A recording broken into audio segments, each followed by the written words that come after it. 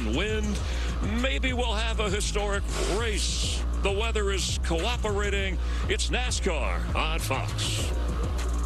Ladies and gentlemen, at this time, we ask that you please rise as you are able and remove your hats as the Army ROTC Titan Battalion from California State University presents our nation's colors. Here to perform today's invocation, please welcome the Executive Pastor of High Desert Church in Victorville, California, George Beasley. Let's pray. Our gracious Heavenly Father, we are so grateful for the weather that we so desperately need in California, but we are grateful today for the break so that we can enjoy a race in Fontana, California.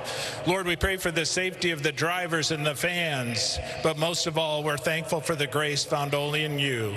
In Jesus' name, amen. Here to perform our national anthem, please welcome singer and second daughter of Jenny Rivera, Jackie Rivera. Oh, say, can you see by the dawn's early light what so proudly we hailed at the twilight's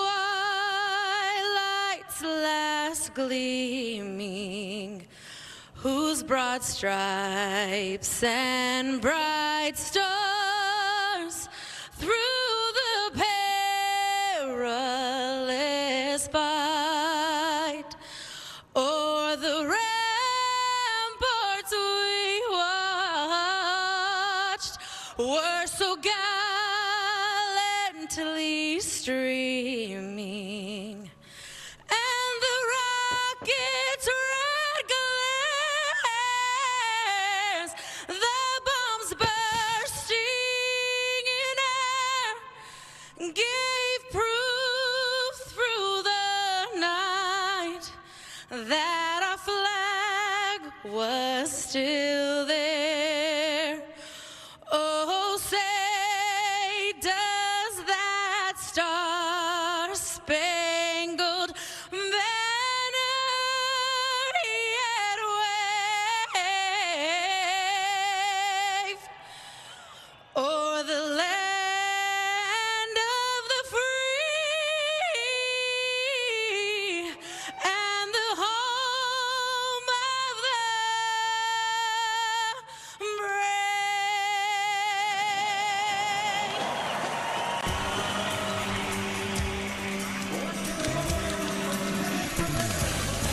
Can Ricky Stenhouse Jr. win the first two races of the season? Will Kyle Larson win another California race? It's coming at you live on Fox. You know, we've had snow further down the San Gabriel Mountains than ever. And now we're going to have a NASCAR Cup Series race in Fontana, California, after some of the wildest, weirdest winter weather ever. Daytona 500 winner Ricky Stenhouse climbs aboard. Welcome to the broadcast booth where it's high and dry and most of all warm. 43 degrees out there. I'm Mike Joy with Hall of Famer Tony Stewart and Clint Boyer. This is the 33rd and final time that the Cup Series has raced on the 2-mile speedway that Roger Penske built in the mid-90s. So why then do we feel like we're driving off into the great unknown today? You just told me weather conditions all over the place, more rain than these people have seen in years. I'm telling you, all over the place. The track's leaking a little bit, got weepers we're talking about. Listening to these drivers in the pre-race, every one of them have concern. I haven't seen that out of these guys in a long time. A lot of unknowns. They haven't even been on the racetrack. No practice at all. A lot of unknowns, not only in that driver's seat, but these crew chiefs on the box as well, Tony. So, Tony, why would today's race favor the dirt track specialists? Because this is a track that has a lot of character. It's got a lot of seams that are very slippery. It has different grooves that are slippery. But the thing about it is these guys have the ability to move around the racetrack and find the spot that makes their car drive the way they want it to. So it puts it in the driver's hands, and that's something something I'm excited, especially at the beginning of this, to see how slippery this can be and see how aggressive these guys are early. So we're going to see a lot of moving around? I think so. Well, there's a lot of options. With a 5-lane wide racetrack, very wide in the corners, it gives these guys coming from the back of Tyler Reddick, Chase Elliott, teammate William Byron, all these guys are going to be coming from back. Oh, by the way, the guy that won last year, Kyle Larson, you know where he started? Dead last. All right, let's go trackside for the command. And now, race fans, here to say the most famous words in motorsports. Please welcome the star of the greatest NASCAR movie of all time, where he played legendary driver Rowdy Burns in Days of Thunder, actor Michael Rooker. Drivers, start your engines!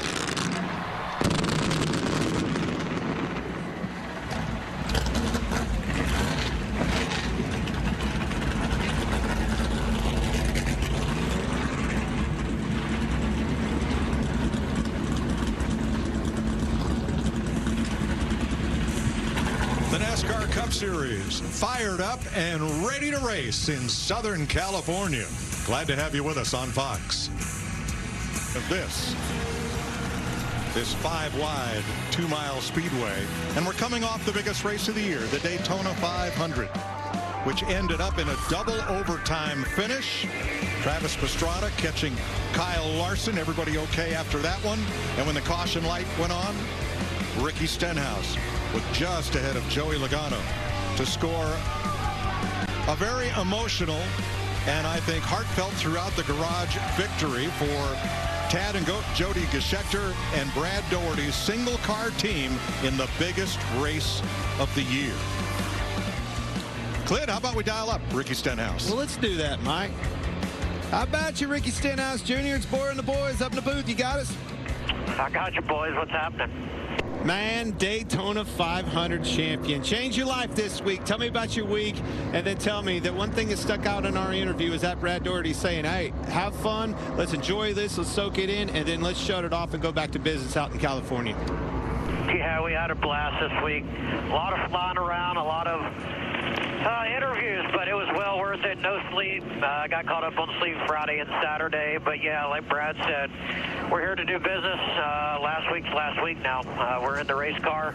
Our job today is, keep this thing up front. Our Roush Treetop Camaro. We'll be the first to find out what it's like entering turn 1 here, just checking out the seams right now to kind of see where the water is and make sure we stay off of that. Well, buddy, you nailed it there. You're the first one through it. Good luck out there. Hope things go well for you. Appreciate it. It's been a fun week. This is going to be a great race here today. Practice and qualifying rained out yesterday, so using the NASCAR metric, Christopher Bell has the pole. 3 wins last season. Ricky Stenhouse, the 500 winner, will start alongside. Row 2, Joey Logano, a previous runner-up here. Alex Bowman, winner here in 2020. Row 3, Chris Buescher finished in the top 5 last week, and A.J. Allmendinger, the California native, last ran here in Cup in 2018. Daniel Suarez, 4th here last year, and Ross Chastain on a 5-race top 10 finish streak. Row 5, there's Ryan Blaney, who led the last 3 races here, and Kevin Harvick. Fontana would be a home track for the Bakersfield native, who won here in 2011. Tony. Let's check and see if we can get my good buddy Harv down there. Kevin Harvick's Tony Stewart in the booth. You got me, bud? Sir. Hey, bud, I know you got to go home this week and go to Bakersfield, see a lot of people you haven't seen for a while, and I know you got a lot of people coming to watch you here at California Speedway, your last chance here. What's your thoughts, bud? Well, the track's dry, so we're off to a good start. But, yeah, it was great to go home. Always a fun place to race, and it's been a lot for my career. I ran my first race here, I believe, in 1998. May have been 97. It's a long time ago, but fun place to race. I'm glad I get to run the last race on this particular layout and surface, but we're going to race hard today and see what happens. Well, bud, you guys get to be the heroes right here. This first stint's going to show what the drivers are all about, and I got my money on you. So do a great job, man. Have fun today and enjoy this one. I appreciate it. Thank you. Harvick rolls off 10th. Now, there's still a chance to win $10,000 of Clint's cash on Fox Bet Super 6. Just download the free Super 6 app on your phone now and submit your Stage 2 predictions for your chance to win big. All right, let's get late breaking news. Looks chilly out there, Jamie Little. It is, but the sun is shining, Mike, and we are ready for it. I'm starting in Kyle Larson's pit. He was the man that went to victory lane here a year ago. It was the California driver's second win at this track. Now, today he's starting 15th, and I talked to his team. Cliff Daniels, his crew chief, said, no mistakes. That is our motto. No mistakes in the race car. No mistakes right here on pit road. 10 to 12 pit stops we're looking at. 12 sets of tires, and these drivers are going to take them every chance they can. Regan? Well, Jamie, Fontana Speedway has been a challenge for Christopher Bell. 2 starts here, 2 DNFs. That doesn't come from a lack of speed, though. Very fast race cars both times that he's been here. Spoke to him earlier today. He said the biggest challenge for him is going to be starting from the pole position, figuring out how far he can go into turn 1. Crew chief Adam Stevens said communication is the key word today. They must communicate through the day with the changing track conditions as the rubber goes down if they're going to hope to get that first top 10 finish at California. Larry Mack? Yeah, Regan, you know, over the last 3 years, we've run a lot of races with no practice. No big deal, but this takes it to a whole new level. You heard Clint and Tony talk about the unknowns. No rubber on the racetrack, very cool temperatures, and as Joey Logano told Jamie Little in the pre-race, an ever-changing racetrack. They will be making adjustments on these race cars every single trip to pit road. That driver feedback is going to be so important, and Mike, fuel window, forget it. It's all about those Goodyear tires. It's the tire window, right, Larry? You got it. It is an unbelievably beautiful day here. It poured Friday and Saturday, and it's supposed to do the same Monday, Tuesday, and Wednesday. So today, the doubleheader, the Cup Series, and then 45 minutes after today's race, the Xfinity Series, which was rained out yesterday. That's what the track looked like when it wasn't raining or snowing, that is. And Cucamonga Peak covered in snow. They got 5 feet of it up on Mount Baldy. About the same temperatures as yesterday. Did you say 5 feet? Yes, 5 feet. That's a lot. They were thinking it could be 10. Southern California is known for sun, surf, and gridlock on the LA freeways. I mean, even Clint had a hard time getting to the racetrack here. Yep, there he is, rolling along. And Tony fared no better trying to get to the speedway here this weekend. Road rage? No, not Tony. But here we are, where the traffic jam will be at nearly 200 miles an hour for 400 miles. That's exactly right. Anybody, I could show you a good driver. Just put him in there. If you fared that traffic on it's the 10 out here, Tony, not a 10 highway. It's the 10. That traffic 5 wide, just like they're here on this racetrack. You're going to see it on these restarts all day long. 5 wide, salute to the fans. As we get ready here in Fontana, California, that's the all-new Toyota Camry TRD leading the field. No better display than to show those 5 lanes of this racetrack than that right there. It can be done. They are there, and they will be using every one of those lanes today. I think it's cool that NASCAR's helped do this and celebrate with the fans like this, other than just our normal procedure and 2 wide, to be able to show appreciation to the fans for all these years of coming to California Speedway. Get these fans excited. We're excited in the booth. I know the drivers are excited to be in these cars. They're real excited to see what this racetrack's going to hold. Oh, packed house. Awesome to see the one last go at this place. It is packed house. Everybody's here to see this race go down, and I think we have an action-packed race. I'm telling you, those big-name drivers you heard me talk about coming from the back, that's the way it was won, you know, last year with Kyle Larson. I think it's all over the place. Anybody's game. There's your Toyota Camry TRD leading the field. Lights out. And here's some Joey Logano audio. Boys, how we going today? A good start last week. Plenty of pit stops today. We'll keep our heads in it. Plenty of opportunity to make up spots if we need to. Try to keep our strategy on point. Point the last one here. It's spot on, Tony. And, you know, you hear a lot of concern in the drivers, the crew chiefs. Was down talking to Randall Burnett, Kyle Busch's crew chief. having adjustability built into this race car for these guys. No practice. This track, it is a monsoon, tons of water down. Has it had any more character? What's that character? Those characters are bumps. We saw it last year. Cars bottoming out, making sure that they don't get on those limiters too hard early. That's hard to do all off of last year's notes. So trying to figure out the other aspect of that is the pace. It being this cold, the pace could be upwards of 0.8 of a second faster. Guess what that does? That puts more load on that car, and it makes it even lower yet. So making sure you have adjustability, have a little bit of you know, that adjustment built in for when they get to that competition caution is where the whole game is made. Let's listen in on Ryan Blaney's team. Let you know what I need. So have fun, be safe. This is a cool racetrack. It'd be really cool to win the last one here. So good luck. Yes, sir. We'll be behind you all day. Have fun out there. Roger Penske built this track with help from Les Richter in the mid-1990s. The Penske drivers would love to win the final race on this 2-mile configuration for the captain today. One of the coolest trophies in the sport. I've always said this, you know, drivers go after trophies. Those checks, they go away, but those trophies last forever, and this one is super cool.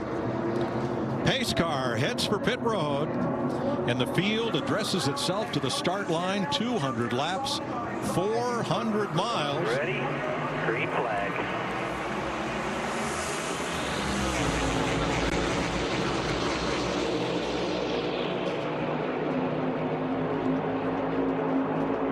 With you. Watch your top. One back. Big top.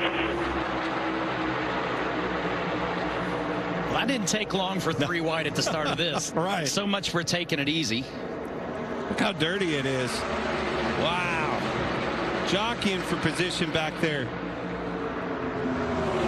That's what's cool about this place. Right off the bat, you see the confidence they have in their cars. They felt it on the pre-race. Kyle Busch clear down on the bottom. They are all over this racetrack. Slipping and sliding, trying to figure it out. Ricky Stenhouse goes from the front row. He's in trouble. 4 wide in at least 2 places in the field, the first half of the field. Christopher Bell, Alex Bowman for the lead. That's what's going to be so exciting about this first stage of this race is watching these drivers figure out in such a short amount of time what's their balance, what's their car doing, is it hitting the ground, it's not hitting the ground, is it tight, loose, can I move around, can I make it better? That's the stuff that's going to be fun to watch right out of the gate here. So instead of who's the best driver, who's the best car, are we looking at who had the best sim to set the cars up for today's condition? Well, that's a great point, and the hardest part about sim is trying to figure out what the lap times are. And what that is the heights. You want these cars all the way down on the ground to get the most downforce out of them, utilizing that diffuser underneath the car. If you will go over that and it gets on them limiters, on a bump especially, you could bottom the car out and spin it out. Saw it several times last year.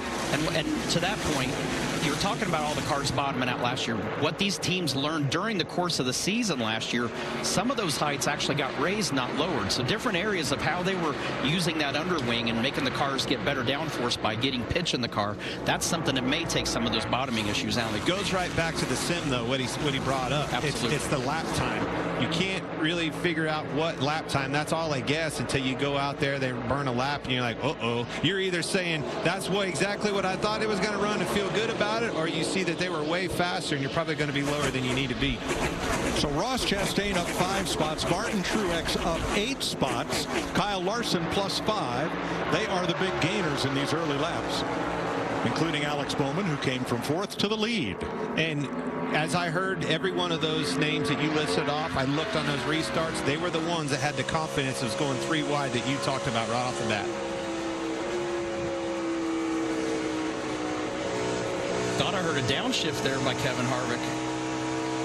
All clear here all the way up. Top will have a little momentum. Clear. Truex Suarez, 6th place. Definitely heard a shift.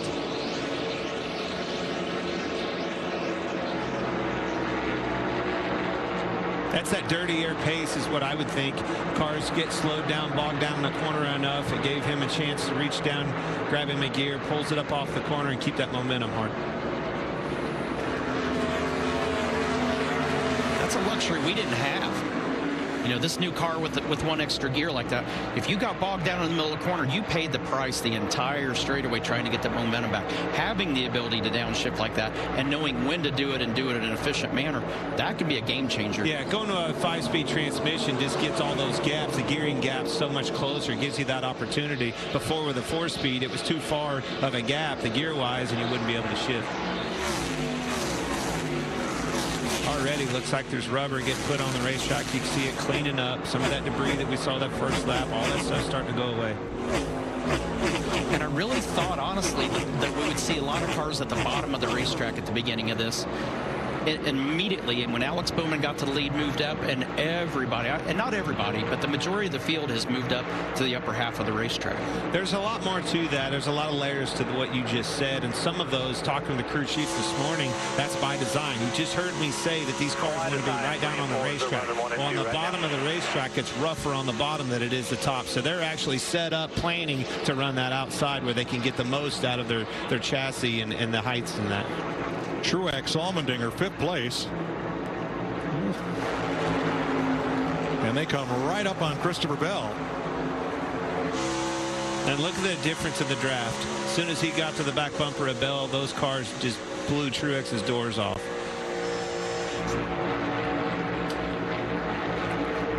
Love that. Great shot. 3 cars running, and that shows you all the lines in this racetrack and the difference. Look at the momentum that outside carried right to the bumper of Truex. It's literally pick the spot that makes your car feel the best and that you're most comfortable right now. Something else about the bottom that we didn't really talk about and think about. The weepers do end up down toward the bottom of the racetrack, so being up like that might be a safer spot out on the gate to stay away from some of that. So with all the rain we've had the last couple of days here, weepers are groundwater, water that's been absorbed into the ground and then weeps out through the asphalt in usually places where you don't want it. It finds the cracks, it finds the holes, and that's where it just gets pushed up from the ground, and then it gets up and then has to run down to the inside.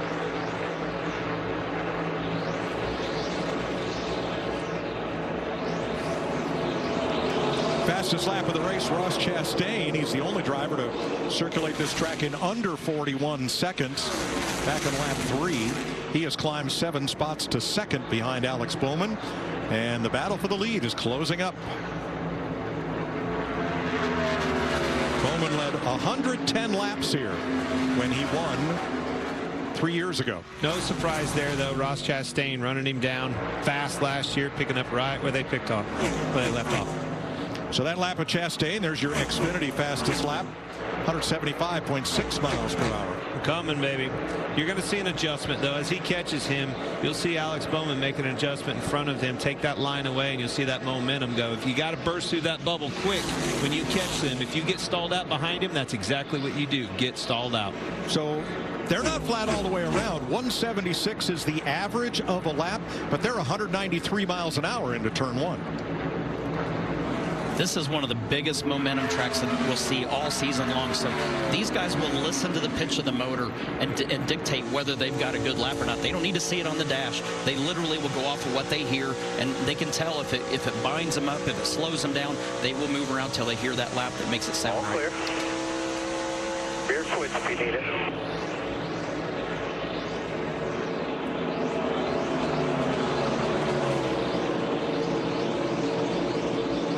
The other big mover, Martin Truex, up 10 spots from 14th on the grid, up to 4th, as we watch Buescher holding off Harvick for 15th. Noah Gragson back there in 18th. Bubba Wallace makes the pass. Larry Mack. Yeah, Mike, we talked about tire fall off. We've run 10 laps, and we're already over a second slower than what these drivers ran on their fastest lap. So that right there goes to show you, every time that caution flies, 4 more Goodyear tires. You didn't bring your cheese grater with you today, did you? You know, I didn't. I'll save that for another track. Okay. Got one built into this one. Yep. That whole racetrack's a cheese grater. Jamie? You mentioned Martin Truex Jr. started 14th. He's moving his way up, Mike, but he just came on the radio and said, I cannot see out of this windshield. I checked with the team, and they don't know if it's moisture or if it's fog inside, but he's basically going by feel at this point. Well, on the first lap, cars that were on the outside, which is where most of the passing was being done, went through a whole lot of either speedy dry or who knows trouble. Kyle Larson.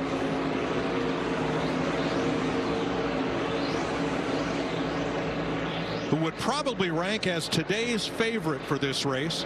Last year's winner, he was 8th when he fell off pace and came to pit road under green. Doesn't look like it's under power. Last year, the Toyotas had engine trouble here. Jamie? Well, and that's exactly what the 5 Kyle Larson said. I think I've blown up and they've gone under the hood and you can hear it sick. And that's something they just said. We have no mistakes today, and right away they've got engine issues here as they look under the hood of Larson's car.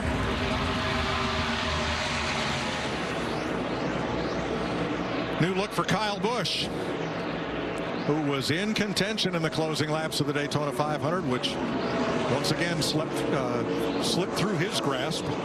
Sure is a new look, and it's hard to get used to it, but I'm telling you, it's the same old Kyle. That boy's fast. He's been fast all year long. The Clash, he was fast. Oh, so close to that Daytona 500. I mean, on the door knocking. And how about Corey LaJoie, who earned a 6th row starting spot alongside Cody Ware due to the NASCAR metric, which takes into account point standing positions, last race finish, and fastest lap in the last race.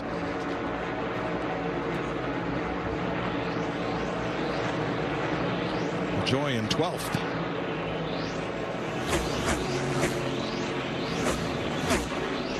You see Larson, bottom of the racetrack, coming back out. He's got to stay below that blend line as he works his way up to speed, but the car doesn't look like it's coming up to speed.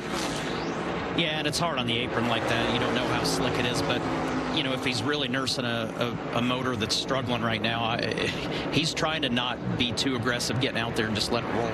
Here's the 5. Yeah, I know it's sour. We can hear it. Once you get up to speed and you get on a straightaway where you're not busy, it gives me a lambda reading. So they're trying to diagnose it on the track with whatever speed they can manage. These are those gremlins of not having practice. You know what? Not having been on this racetrack, this is something that probably would have shown up in practice, and unfortunately, here it is, lap 16, and your day is all but over. Yellow's out. This is a competition caution. Correct. Lap 15. Initially, NASCAR said this morning lap 20, and after further consultation, decided that lap 15 would be the competition caution. This often happens when we do not have any practice, so that teams could come in, check tire wear and other things. And this will be a bit of a break for Larson. That's right. Because he'll get one of his 2 laps back, being the only car eligible for the free pass. Not only will he get one of the laps back, he'll also get time, a lot more time on pit road to be able to see if they can diagnose and get to the bottom of this. Maybe it's something as wild as a plug wire or something like that being off. You hope it is. Yeah. You hope it's something that you can replace. If not, if it's internal, you're stuck with it. And as you know, you and I've been doing this long enough, those problems don't fix themselves. They always tend to get worse. And then all of a sudden you get picture windows in the oil pans and blocks and everything else.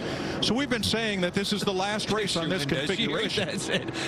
Because NASCAR, after saying right to the middle of the next week, we will not sell California Speedway, Adam Stern in Sport Business Journal published a report that said they'd sold 80% of the land here, over 400 acres, for over $500 million. This racetrack is right near a freeway and a rail line, and could be, a lot of this land is very developable. But they are keeping almost 90 acres for the smaller, shorter racetrack they intend to build, and then they will lease parking on what was racetrack property but is now going to be available for development. That's why this is the last race on the 2-mile configuration, and NASCAR says the transformation of this speedway to a short track is going to take more than a year, raising the question mark of where will NASCAR be in Southern California for 2024 and maybe 2025. We can delve into that later, but right now pit road is open. Jamie. And the 12, Ryan Blaney, on the radio with his team, saying he wants a little bit more turn at both ends of the track, but definitely 3 and 4 are his strongest corners. He also told the team, let's not make any big changes here until we get a better feel for the racetrack. So it'll be minimal changes for the 12, 4 tires as well. Ross Chastain, a little tight to start this race, rear slide on throttle, so slight air pressure adjustment and 4 tires for him. Regan. Maybe Alex Bowman just a little bit too hesitant to turn the wheel in the corners right now because the back is loose. That means it wants to slide out from underneath him and go towards the wall. And the 22 at Joey Logano, that race car started the run too tight. It was getting better as it ran, and it actually ended too loose.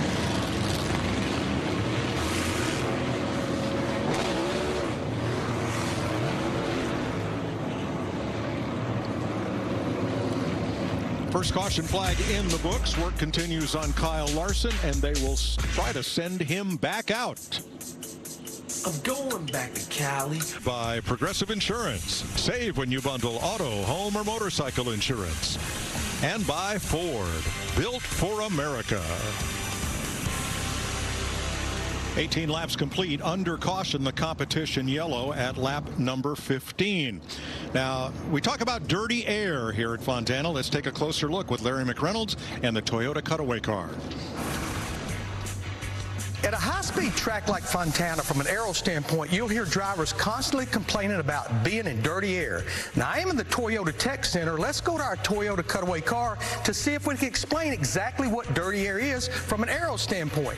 This is a car that's out front. It has full downforce on it, but look at the air behind the car. It's very turbulent. It's very confused. Now, this is a car that's behind that lead car. It starts to feel the effect of that dirty air 15 to 20 car lengths back. The closer it gets, the more front downforce it continues to lose, and the car won't turn. When it gets right behind it, the handle of that trail car changes completely. That's why a driver will start moving around trying to get out from behind that lead car. Mike, you have to think about it like being on the lake in a boat behind the wake of another boat. Thanks, Larry. We're getting ready to go green, and a couple of updates on pit stops. Christopher Bell came in 5th, came out 16th. They had trouble on the right rear on his Toyota. And Martin Truex, the right front tire got away from the crew. That is equipment interference, equipment leaving the box. And so he will restart tail end. Kyle Larson has gone to the garage. Jamie informs us they believe it is an electrical problem and it's something they can repair and get him back out there. But there he is, off track right now. Jordan. Okay, here. Take a breather, please. Hey, what plug wire you need? A lot of triage and meatball surgery going on there. Yeah, it was fun to listen to because those guys they know they don't know what exactly it is, but they're looking for everything they can get. Here's the Truex stop. And this is all captured by NASCAR's pit road monitoring system, and there it goes. So that is brought to the attention of the officials electronically. They review it, call the penalty, and let the crew know that he'll start out back. Ross Chastain won the race off pit road. He and Alex Bowman lead them back to green.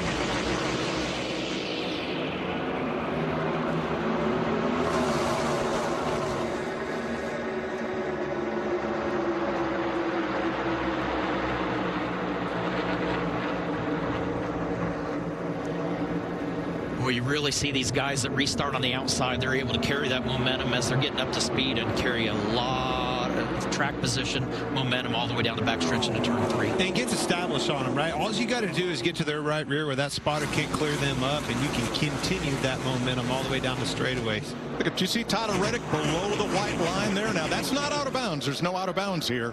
Taking advantage of every inch of asphalt. And you can find some grip down there, but again, you have to be careful. There's a massive bump up off of the corner in 4. We saw several cars spin out when they hit that, load the car hard, get on them stops and spin out. Third place, Ryan Blaney, edging ahead of Alex Bowman, but he's got that run on the high side. Speaking of run, look at this run on the bottom. Whoa, it's Kyle. Coming from both directions, Blaney. Middle lane clear. You're all clear. He tried it. He was trying to squeeze him, getting up the track. You saw Blaney gas up way early and get established to keep Kyle Busch and that 8 car from getting up in front of him. And you just saw why this place is sold out today for that kind of racing. That was good racing. That was dicey. just like what you mentioned, Clint, he tried to get in there so far to try to make sure he cleared those guys so that he could get up. If not, it's literally like having your buddy in front of you and you reaching out forward, putting your hand on their shoulder and just pulling them back.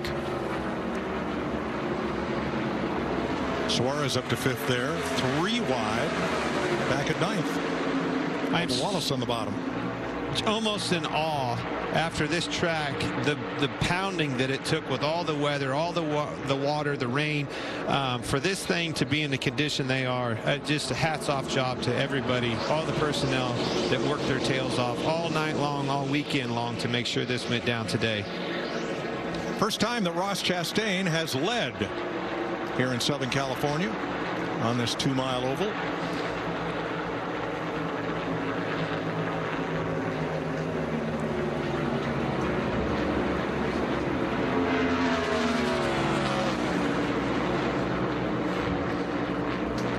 Chase Elliott, big run on the outside.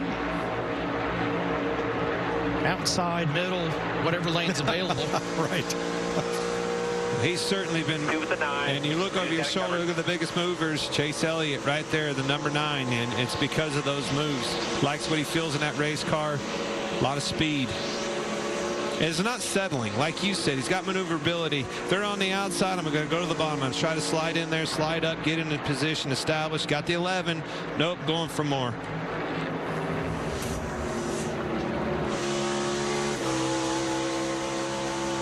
.42 cleared him, 1 back. Bubba Wallace been working that bottom into the corner to very good effect. Got slid up in front of him. He has come from 12th to 5th since the restart. Rolling. 25 laps complete in Fontana. Chevy Ford, Chastain, Logano, and Blaney. 1 caution flag so far, but we're back and rolling under green. Pushed up and into the wall. You're watching from Christopher Bell, and right there. Just ran out of real estate there. Well, I think he got his real estate taken from. Right, that's what I mean. New leader Ryan Blaney. Joey Logano led for about half a corner. You're watching this from the Goodyear blimp. They're providing our aerial coverage today. Goodyear powering the race from green to checkered flag and every mile in between. Goodyear, more driven. By the way, the 2 leaders, Blaney and Logano, 45 minutes after this race, they're going to be in this booth to help Adam Alexander call the Xfinity race on FS2 today. Penske boys came to play. Definitely on it. You knew there was going to be somebody to nail this. No practice, all the things we've been talking about, liking what they feel so far. Everybody else, there's a lot of racing left, a lot of adjusting to be done yet. Let's go back to 6th place and Jamie. Kyle Busch in the 8, up 15 spots since the start of the race. Has a new look, a new sponsor on board the number 8. This is actually the same car that Tyler Reddick raced here a year ago. He was lights out fast, won both stages, led a lot of laps. But this is a good car for Kyle so far today. Just saying he's a little loose on the bottom and across the bumps, Regan. Jamie, it's been a struggle to start so far for the Christopher Bell, who is your pole sitter. That race car is very unstable through the corners right now, especially over the bumps. They're working to fix that, and they had a little bit of a slow pit stop that they had to work through on that last round of stops. Thanks, Regan. 31 laps complete. Blaney, Logano, Chastain, and Bubba Wallace, who's had quite a drive from 12th on the restart. His Toyota's up to 4th.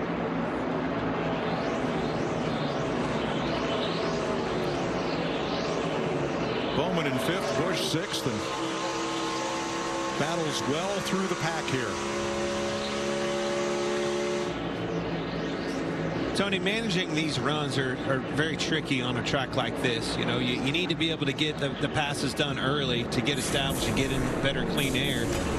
But you have to save a little bit for the end of the run, too. Yeah, you definitely can burn the tires off. And like we mentioned, momentum is so key here. If you go out there, you melt the tires off and get that thing to where you have to slow down more in the corner. It makes for a very, very long day.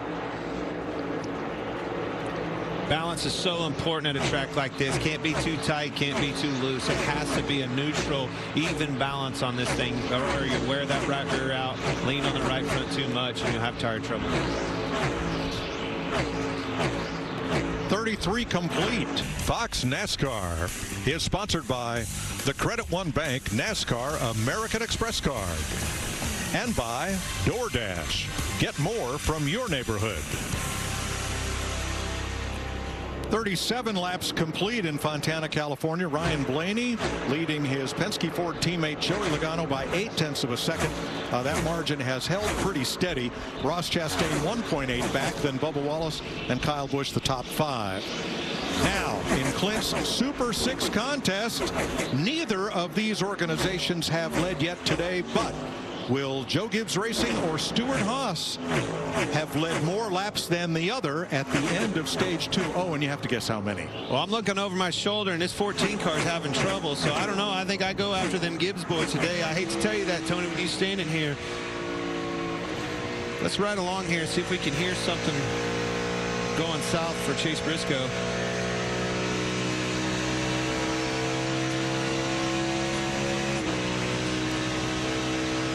Right off the bat, one thing you can see is just the debris on that windshield, how hard it is, and then the next thing, look how rough this racetrack is. Off of 2 in the last lap. Did off of 2 than the lap before.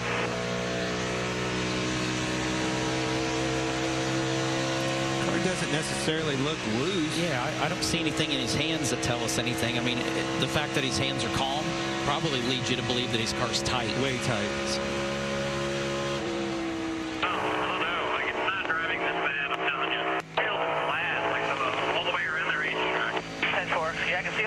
The vitals look fine. But it feels flat. What is he saying here? So he doesn't feel like he's at full power. It just feels like it's, you know, I don't know how many horsepower down it is, but that's when you hear a driver talk about flat, they're talking about that the motor feels flat. It just means it doesn't feel like it's got 100% power. So I don't know what percentage down he feels like, but it's definitely showing up on the racetrack right now. And she sings a tune, Mike. And when that tune, it sounds weird, that's that flat. You know, you want to hear that baby up on the pipe. Did you see that 9 car catching those guys? I guarantee you that's the tune he's looking for, not hearing Chase Briscoe in that 14. Not happy with the way that baby's singing to him. Now, Kyle Larson, Jamie, is 16 laps down, but he's back on track. Yes, you saw him back in the garage for a while. It was indeed an electrical issue for Kyle Larson. You see when they were back in the garage, they brought him back out, and they know they're not going to be contending for another win here in California, but they said they're going to stay out, try to learn some things, Mike, maybe something they can take on to the intermediate tracks later this season. Boy, they change it all. That's coil, ignition, carburetor. Whoa, Brad Keselowski. And that puts us under the second caution of the day at lap 42. Was running 13th at that time. That thing slid forever. On those seams. All right, Keselowski outside of Corey LaJoie and just a little bit of contact. He got some help. You saw Corey LaJoie get loose and his wheels went right. It tells me he got loose, had to chase the car up the track right in the quarter panel. Doink, right there. Yeah. That's all it takes. That's how uneasy these cars are. You're just barely walking that razor's edge. Lean on it the least little bit. Away she went. Second caution flag of the day, and it comes with 23 laps to go in stage 1. Cody Ware will get the free pass. Actually get to see the flames come out of the headers there. Corey did lift. It wasn't like he just stayed in the gas and drove in there. That's not what he wanted to do, obviously, but he did get out of the gas to try to help avoid the contact. Just didn't work.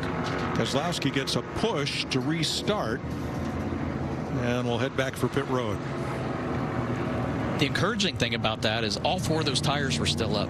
He slid a long way sideways, didn't go through the tire, no punctures, makes it easier for him to get back. A couple of big movers. William Byron up to 10th after restarting 32nd. See how sandblasted the front of that car is. And Martin Truex, after serving a penalty for a tire rolling out of his pit box, he is now 14th. Jamie. And the 12 of Ryan Blaney, just a lot of cars really loose right now. And remember, a lot of them didn't take big swings out of just air pressure on the first round of stops. Maybe a little bit more aggressive changes here for the 12. He's just loose all around, so it'll be 4 tires for him. And the one of Ross Chastain in as well, saying he's extra loose when he's out front. So an air pressure adjustment and another 4-tire stop here, Regan. The 48, Alex Bowman, that race car was too tight from the start through that entire run. He was trying to manage the tires with expectations if the run went long. And the 22 of Joey Logano, that car also takes too long for the front tires to start working. Needs the front side of the run to be a little bit better. Ryan Blaney leads the field out of the pits. Here's our race off pit road, sponsored by Ram.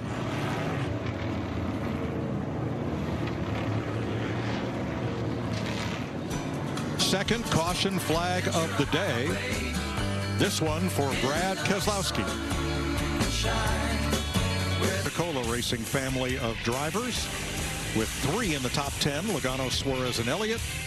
Hamlin 11th, Austin Dillon 28th after the second caution flag and 2 round of pit stops. The indication is we'll go green next time by.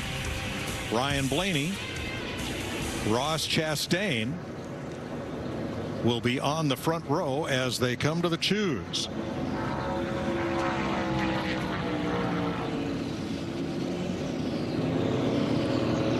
Pretty orderly, not many surprises there. Last week, Ricky Stenhouse Jr. drove his way to Ruoff Mortgage Victory Lane in the season opening Daytona 500. Who's going to roll in there today in Fontana? And I love where Victory Lane is at this racetrack. It's right out in front of the fans, as Roger Penske had done when he built Michigan International Speedway.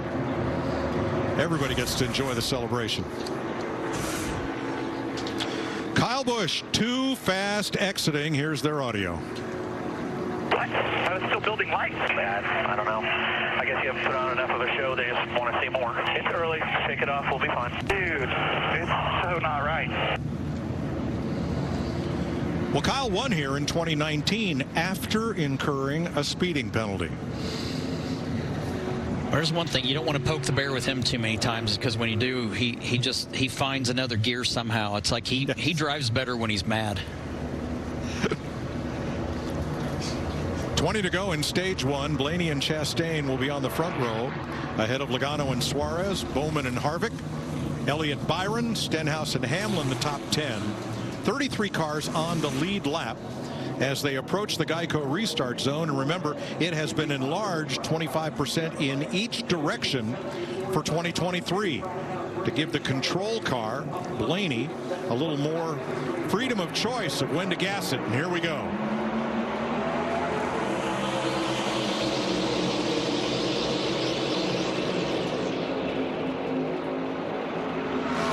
It won't be long.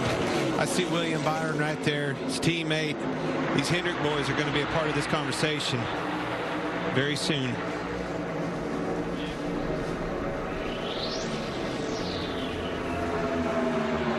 Your help by 1. They're going to have to go through these teammates at Trackhouse Racing. Unbelievable the job that they've done so far in NASCAR. They just keep getting better and better and better. It's easy to put one of your cars in the camp at the front of a pack. When you have them both there, everything's on point. We're told Austin Dillon made multiple pit stops because the abrasive sand coming up off the racetrack was peeling the wrap off his car. That'll spoil your aero and your day, so they came in to fix that. Single file for the first half dozen or so. It's going to be interesting. That's a lot more than I think I've ever seen. That caught me off guard right off the bat. These teams, the block-off plates that they put underneath, they're actually running those and basically taping their grill and stuff like that. We saw the Toyotas last year having overheating issues. Some of those could start coming into play as we get on into this race. Might be hearing these boys talk about overheating. I told you, these Hendrick guys are coming. Chase Elliott all the way from the back. Logano following him. Hamlin up on the outside in the 11. Better get up. He's got it. Clear up. Man, that thing it handles good in a straight line, as Larry Mack would say.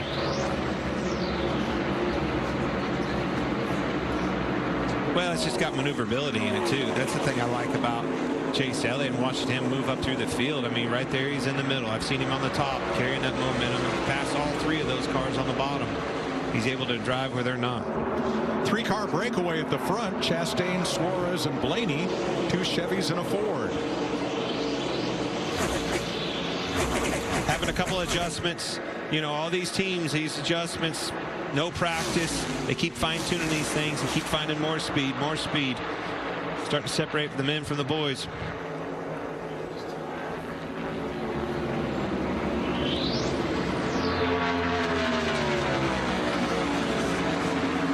I would say everybody started, you know, pretty conservative with their heights, with all the things, and as they keep, again, trying to fine-tune these things, just start to see a little more light, a little more light. And those cars, you're looking at Chase Elliott, once he gets closer to the front and it's clean air, you think it was impressive back there in dirty air. Wait till he gets in the front.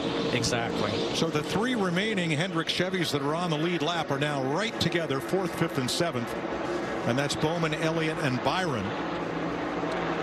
I like what Denny did there, though. Moved up, used that outside line, the momentum, and look, now we're making a pass back 2 laps later. Kyle Busch trying to overcome that speeding penalty. He's up to 23rd. He's gained 9 spots. Ryan Preece goes to the bottom to get past McDowell for 20th. And then Tyler Reddick up high, 19th. Reddick's the one that's, if I had to pick one of those guys from the back that's struggling the most, it's him. You know, he's tiptoeing and he's making ground. It's not near as fast of getting up through there as the rest of them. But let's be realistic. New car, new team, a new manufacturer for him. A lot to adjust to, and it's only the 2nd race of the season. Well, one of the things that Tyler Reddick does the best of, that anybody in the series is run that outside wall. He wants to be up there, and when he does that, he can be very efficient with it. That being said, look at the gridlock of people knowing that, getting up there and blocking these runs. So we've seen the Penske Fords run 1-2 with Blaney and Logano about 3/4 of a second apart. Now it's the Team Trackhouse Chevys 1-2 just 3/10 of a second apart. Jamie? Well, Mike, you mentioned Chase Elliott started way back in 33rd, and I talked to Alan Gustafson, his crew chief, this morning. He thought they were going to bring a good car. They were really good here a year ago. They just thought it was going to be an actual benefit starting back there so they could take a big swing at it in the first round of stops, and that's exactly what they did. Nice big air pressure adjustment, helped the balance of that car. They only put tires on it in that last stop. He's happy now. Elliott started that far back because of he was an early out in last week's Daytona 500 based on the scoring metric NASCAR uses to set the field when qualifying is rained out. 13 to go in stage 1, 53 laps complete. Ross Chastain out front as we go Fox side by side.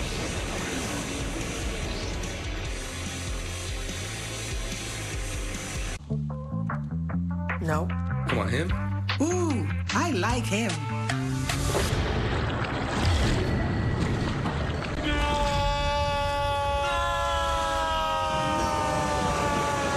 Quick, the quicker picker-upper. When you gotta get it done, just 1 sheet is all you need. Because 1 sheet of Bounty absorbs more than theirs, so you can use less. He's an 8. He's a 9. Get the job done with 1. Bounty, the quicker picker-upper. Much has changed over our 75 years. But the thing that never does, the anticipation, the holding of breath until that first green flag drops and the crazy journey begins all over again. If you could travel 75 years from now, you might not recognize much at all. But one thing will never change. That feeling you get when the race begins again. It's orientation day. Welcome to the team.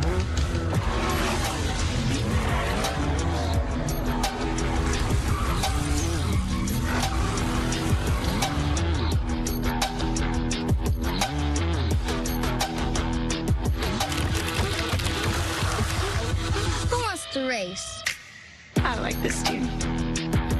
Be part of something greater. Toyota. Let's go places. There's a thin line in the NASCAR Xfinity Series between being a name they know and being a name they'll never forget. If RPMs raise your BPMs. Then get up and go. Go turn some heads. Go turn a wrench. Napa has America's largest network of parts and care, here to keep you firing on all cylinders. Oh, okay. Easy does it. We switched to Liberty Mutual and saved $652. They customize your car insurance, so you only pay for what you need. With the money we saved, we thought we'd try electric unicycles. Careful, babe. Saving was definitely easier. I think I got it. It's actually... Okay, show off. Oh. Only pay for what you need. Liberty, liberty, liberty, liberty.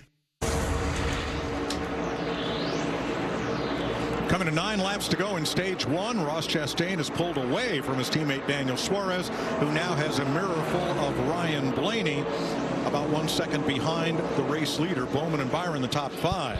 20 different drivers have now won a Cup race with this new 7th generation car.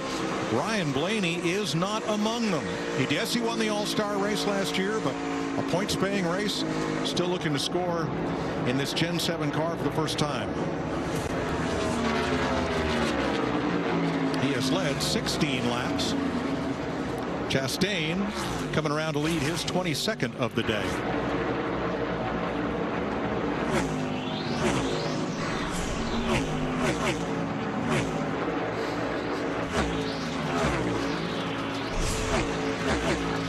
Pretty much everybody right around the top of the racetrack. You know, that's where the momentum is. You know, on these long runs where you have to be. You just don't lean on the wheel near as hard up there as you do on the bottom. And you can, man, you see that momentum carry down the straightaways.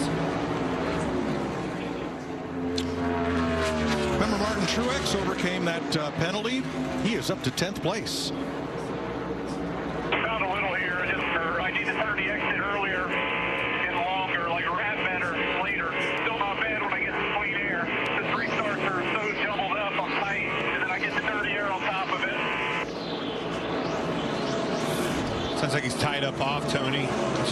Extremely tight in traffic. That makes it hard to maneuver, hard to turn under somebody. You're kind of, you know, put in a box where you have to be in a certain position. If you get out of it, you're in trouble. Yeah, it's the worst part of the corner to be tight like that, because at that part of the corner, you need to have it finished, so to speak, to where you're building that momentum. If you have to check up to your point, man, you've killed that whole straightaway. I call it make the straightaways as long as possible. When you pick that throttle up in the corner, I don't care where it is, you can't afford to back out, especially on these huge, long straightaways like this. When you get to it, you have to have a balance in your car where you can stay with it, not have to check up because you got too tight and going to hit the wall. Kills all your momentum. Riding with rookie Ty Gibbs in 17th. Tyler Reddick just ahead. Now, Kyle Busch is up to 13th after serving his penalty. And I mean, he is on his way. I mean, slicing and dicing. Yep. At very bottom. Still there. And Austin Dillon, after multiple pit stops, he's up to 24th from 30th. Looking back from Christopher Bell. You're clear. 2 wide behind you. 2 is clear. Looking back at Austin Cindric. 2nd place. Man, he has been working him over. Ryan Blaney has been all over. I think Daniel Suarez finally gave it to him. 4 to go. Can Ryan Blaney run down Chastain and get this stage win? He talked about that, Tony. Splitting those seams, finding a place where your car makes grip, moving all over the place. It's the name of the game at this track. The thing you can't do is run your tires on that seam. So you either got to be on the lane all the way, or you got to split the seam. A lot of times the banking changes at those seams. So when you split it, it actually helps the left front tire work a little bit more. So if you got a tight race car, splitting the seams will help free it up, let you get back to the gas, make that straightaway long.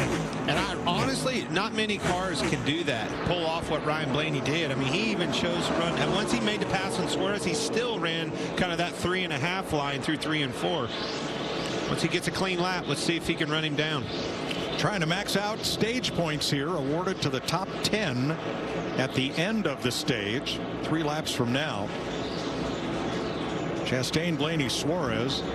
Where is Ross Chastain's car owner today? Justin Marks. He is on the pole at Sebring, Florida for the Trans Am Series opener. He 22. Driving, that is.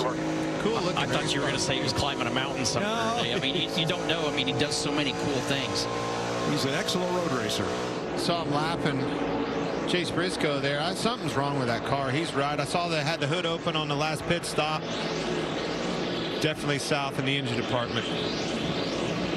I text Greg Zipadelli, who's our competition director at Stewart-Haas, and I asked him what's going on. He says it will not run. It's tight and it's flat. Most likely it's tight because it doesn't have the power that it needs to free up. But he says they're going to look at it under the yellow and see if they can find something with the motor. More gremlins of not being on this racetrack in practice. Exactly. Briscoe has gone a lap down. He is 33rd, but he is in the free pass position. And we'll have a caution in 2 laps. And we've had a bird strike on this shows you how much it breeze out on this racetrack. Rodney Kevin Harvick, man, you've seen the front of you heard me talk about how sandblasted the front of these cars look. Windshields, obviously the camera's the same way. Taking a beating out here. One last time. All right, final lap of stage 1. Looking for Christopher Bell, who is back in 24th. Ross Chastain is going to bring him to the line. Artie's going to be out of toys here soon, boys. There's 2 down. Ryan Blaney half a second back, trying to close the gap. Ross Chastain won stage 2 at Daytona, and he's going to pick up his 2nd stage win of the season right here. From Blaney, Suarez, Bowman, and Hamlin, Byron, Logano, Harvick, Truex, and Elliott score stage points.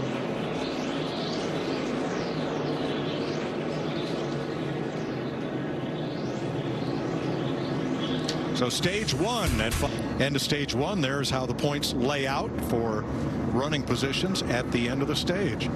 And pit stops coming up. Track trucks have been busy going around and maybe looking for weepers. Don't know if there have been any reports. Nothing has come our way, but they're having a close look all the way around the racetrack. Looking for anything that's not supposed to be there. Look at how the front of Ross Chastain's car has been just sandblasted in these first 65 laps. Taking a beating one last time. You know, this track was wore out. You can't, it's hard to believe with how much rain that we've had, you to think that would have washed all of it away. Well, obviously a lot of rocks, a lot of debris out there still. Chase Briscoe got the free pass, so they'll get their lap back. And that'll give us 33 cars on the lead lap for the restart. As long as this stays under cloud cover, that glare on the windshield and things like that is the best case scenario. If that sun starts coming out, it's hard to see. Pit road will be open this time. This will be the 3rd stop of the day.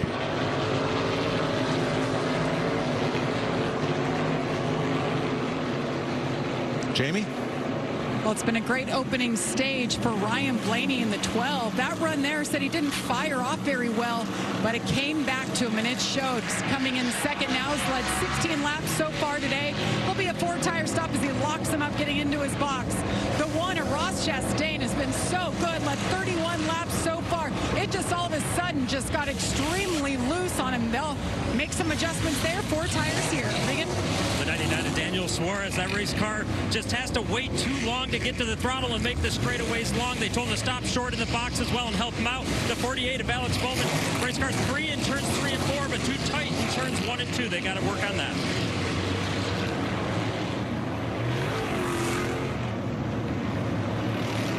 Ross Chastain beats him off. I'm telling you, them boys mean business on pit road. So Chastain out first. That's our race off pit road, sponsored by Ram. Oh, Daniel Suarez too fast entering pit road. That's too bad. They actually got him out ahead of Denny Hamlin. Was up 1 position. Lost a bunch right there. Let's talk to old Ross Chastain. Hey, Ross Chastain, it's Boyer and the boys up in the booth. You got us? Oh, no, don't talk to me. Well, man, I tell you what, holding it pretty well. The reason we're talking to you, stage 1 winner, got him up front, beating that competition. How's it feel out there? Feels good. Got the fastest tractor in the farm field, fastest car on track here. Got really loose into that run, so I'm asking for some more rear grip. All right, rear grip's the name of the game. Hopefully we'll be doing the watermelon crawl at the end of this thing. Looking forward to it, buddy.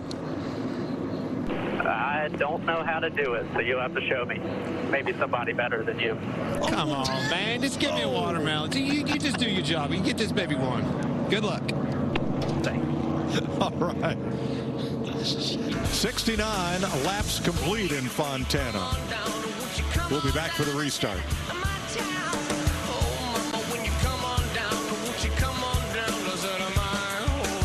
Is sponsored by Toyota. Let's go places. And by Coca-Cola Zero Sugar. Is it the best Coke ever? 70 laps complete. Third caution of the day. This one for the stage end. Only one caution for cause. And here is a stop on Alex Bowman. Look at the debris come out of the grill of that car. Then watch this. Jackman comes around, slips on that debris, and actually goes down. Unbelievable amount of debris on the racetrack. Now we know why they're sliding around on the racetrack so much, though. Absolutely. Look how packed this place is. I mean, the infield's packed, grandstand's packed. One last time to see this awesome race go down. Here's your Progressive Race summary. Ross Chastain, the latest of 6 different leaders, 9 lead changes, still 33 cars on the lead lap, and we've had 3 caution flags. There's the all-new Toyota Camry TRD leading the field. And Larry Mack, Ryan Blaney had difficulties on his stop, dropped down the running order from 3rd as the cars come to the choose cone. Larry, what happened to Blaney? Yeah, the front tire changer, he pulls his own tire off, and on the right front, he had his gun in his hand. As he pulled the right front off, it drug the hose under the tire. When they dropped the jack, the tire was on the air hose. You're going to see it right here. See, he pulls the tire off, and see, the air hose is under the tire. The jackman has to go back around and jack it up, and that's the difference going from well inside the top 5 to back to 13th. Seeing a lot of mistakes on pit road right now. Teams and drivers.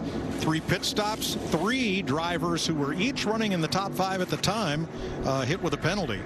The most recent of which, Daniel Suarez. There's Ricky Stenhouse, our Daytona 500 winner, 14th place for Ricky right now. 33 cars on the lead lap. Suarez under penalty, starting out back with Briscoe, the free pass car. That one's going to hurt. Let's get down where everybody's had adjustments on their cars. It makes it harder. With every pit stop, everybody makes those adjustments. It makes it harder to get to the front. Daniel Suarez did an appearance out here in Southern California yesterday in the pouring rain, and they were lined up around the block waiting to see him. He is a superstar here. Man, he's quickly becoming a superstar everywhere. Always a fan favorite. His attitude, first and foremost, and the way he drives that race car. Best friends, Chastain and Hamlin on the front row for this restart. Tighter together on the bottom, so quarterback. Big push out of Logano. And Kyle Busch. Allmendinger coming from the bottom 4 wide. Man, that view gives you such an appreciation for exactly what these guys can do, where they can go. They're all hunting that clean air, trying to find whatever spot's best for them at the time. But you can't pass them if you follow them. So you got to find somewhere else to go. It's not LA gridlock, but it is rush hour. And look who's already back to the front. There's that 8 on the bottom.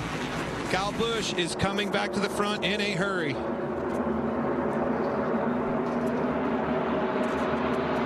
You see him getting rifled by on the outside there. And I think that's part of what we've been looking at all day. The reason I think a lot of these cars have been to the top is they can make time on the entry to center of the corner if they run the bottom. The problem is it balances out by the exit, but then that speed carries down the straightaway too. And I think if you don't get up, that long line of cars that are already on the outside, they just help with that draft all the way. And Denny Hamlin is battling hard with Logano for that lead. They want that clean air. So important to get out front, get established, get the clean air on your car. The handling, everything gets better. Everything gets easier. Second time Toyota has led today. Christopher Bell led one lap early.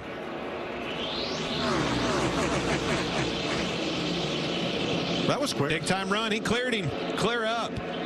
Nope. You're gonna have to get. He's gonna get the car rotated. He's gonna go ahead and take it there. Then he tried to stop that move by blocking and just couldn't get there. Man, Bowman around the outside of Kyle Busch was so close. Look at that draft. Got the run. Denny comes down the block. There. And that actually helps pull the 22 by. So. Exactly. But he had to try. I mean, you got to know, you try these things early in the race to see what you can and can't get away with. Caution. AJ Allmendinger. Ooh, into the wall. Hard. Allmendinger was 16th. He brings out the 4th caution at lap 76. So it's about 50 degrees in those grandstands. What's it like in the race car? Comfortable. Really? Yeah, because you're building body heat. I mean, you're warm inside the car. The heat's radiating up through the floor. It's creating heat inside. Ooh. That all started with a 47. Looked like a 47 checked up, stacked them all up. They hit the brakes, accordioned. AJ Allmendinger was in the bad end of the stick on that one. Wow. Hard hit. So 47 clear up right here. Has to check, and then they start stacking up behind him. Blaney into LaJoie, into him, turns him around. They're all going for the same real estate at the same time. LaJoie has to make a correction here to the inside. And Yep. Just clips AJ in the right front and sends him. Blaney came down a little bit. LaJoie had to come down a lot. And Allmendinger was the innocent victim. Exactly. Brad Keselowski will get back on the lead lap with the free pass here. AJ spinning his wheels, trying to get this thing back to the pits. Yeah, it's down on the ride limiters, the rub blocks. He is laying frame right there. There you can see the damage to Corey LaJoie's car where he got into the side of him. And pit road is open. Jamie? Well, Mike, we heard chatter this morning. These guys want to come and get tires every chance they can, every caution in the 24. William Byron, nice run by him there. They've been working on this car. They've made it really good. He was happy with the restart last time around. Regan? Denny Hamlin looking for that first California win still. Right now his car is good on entry, but it's too tight on the bottom at that restart. And Joey Logano in the 22. They have been working on front grip with that race car all day long. A little bit better that run. They're going to continue to work in that direction, though. Whoa, top of your screen on the right. Byron and Chastain nearly got together before the start-finish line as they blasted out of their pit stalls. Truex, major damage on Truex back here. They did get hit. You saw him right there. He actually beat him out. I think that may have been a 2-tire stop on them. He was a car. Drive around now. Didn't make out what he said. Well, I think he thought it was on fire, so he was trying to stop, and then they called him on around. Maybe it is, yeah. That's going to be the longest 2 miles you can drive right there to get Martin Truex Jr.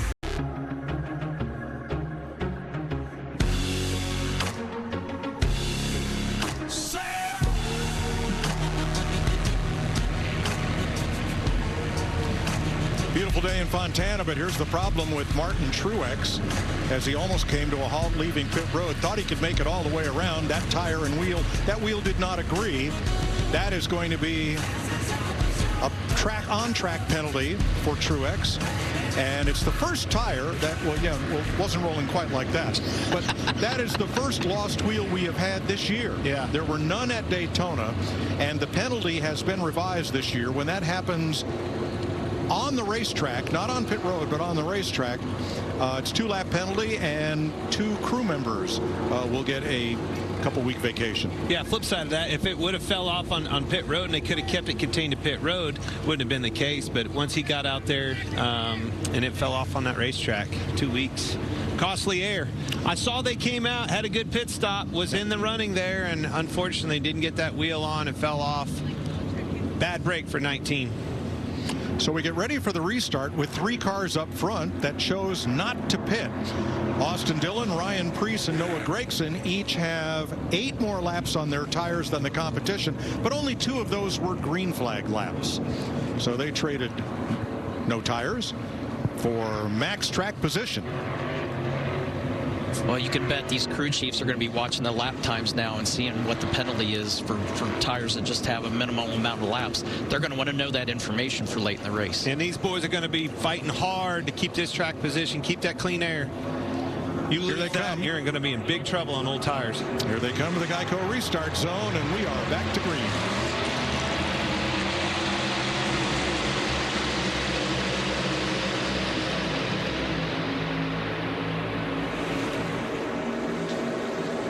Nice and orderly 2x2 until they get to the corner, and then it is fan out city. Didn't want to see Gragson get on the outside of Austin Dillon, but unfortunately got that run. Austin Dillon is trying to be on that outside. Gragson beat him to the punch, got on that outside, got the clean air. It's so important on these old tires. See Preece on the bottom, them old tires, he's going to be in trouble. It won't be another corner. He'll be mired in traffic and on old tires to boot. Joey Logano, the first car on new tires. Noah Gragson. New leader 42 in your mirror coming inside.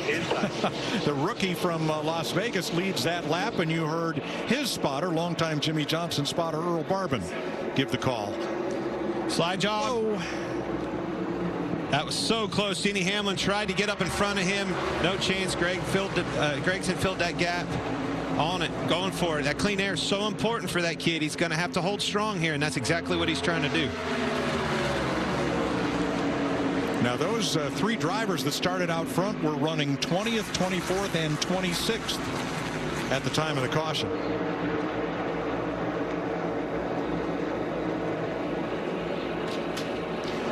Corey LaJoie, front straightaway, caution for the 5th time. Straighten it out here, straighten it out. Good save, did a good job. I guarantee you that infield grass, if he'd have got down there, he would have been stuck. He did a good job of getting it out. Yes, he did. I'm actually surprised the caution came out so fast. Whoa. He had more than a little help. 45 slides up track and collects LaJoie, and it's a quick push to the button, and we're under caution. Corey LaJoie's spin, Dillon, Preece, and others come to pit road under this caution. Well, it was all the cars that stayed out there. That caution was untimely, hurt those guys. Their play, you know, the hand that they were trying to play there didn't play out for them because of the caution. So now they're forced to come down and take tires. So the other car that did not pit on the last caution, Noah Gragson, I believe he stayed out. Joey Logano is your race leader with 83 laps complete. The World Baseball Classic is coming to Fox Sports. Baseball's biggest names will play for national pride.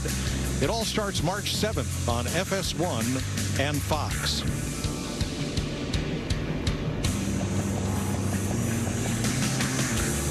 Put up on Chase Briscoe and back down, but he is still in his pit. While we're under caution, let's go back and take a look at one of our memorable moments here in Fontana.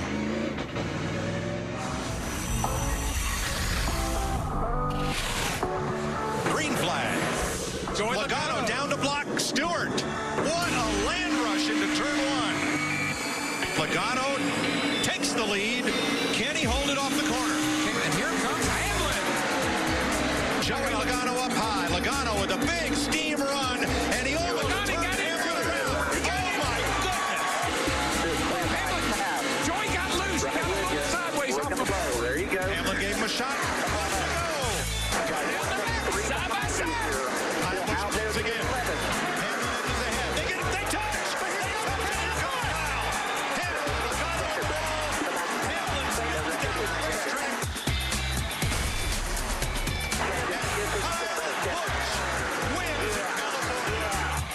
And here's your winner.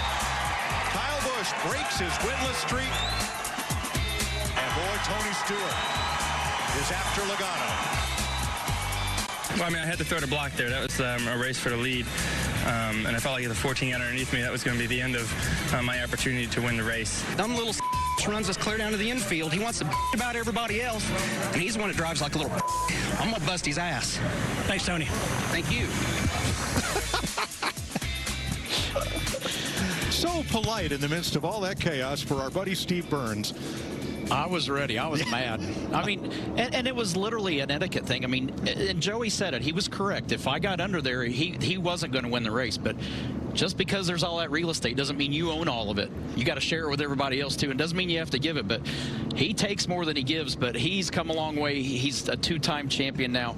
He's matured as a driver. But he even said it last week. He doesn't care about making friends. He doesn't care if you like him or dislike him. He's going to do what is in his best interest on the racetrack. I feel like you've matured with this age, too. The old Tony was so much more fun. It's so fun to watch guys get mad like that. Thank you for that entertainment. Stop. What do you mean stop? You're golfing now.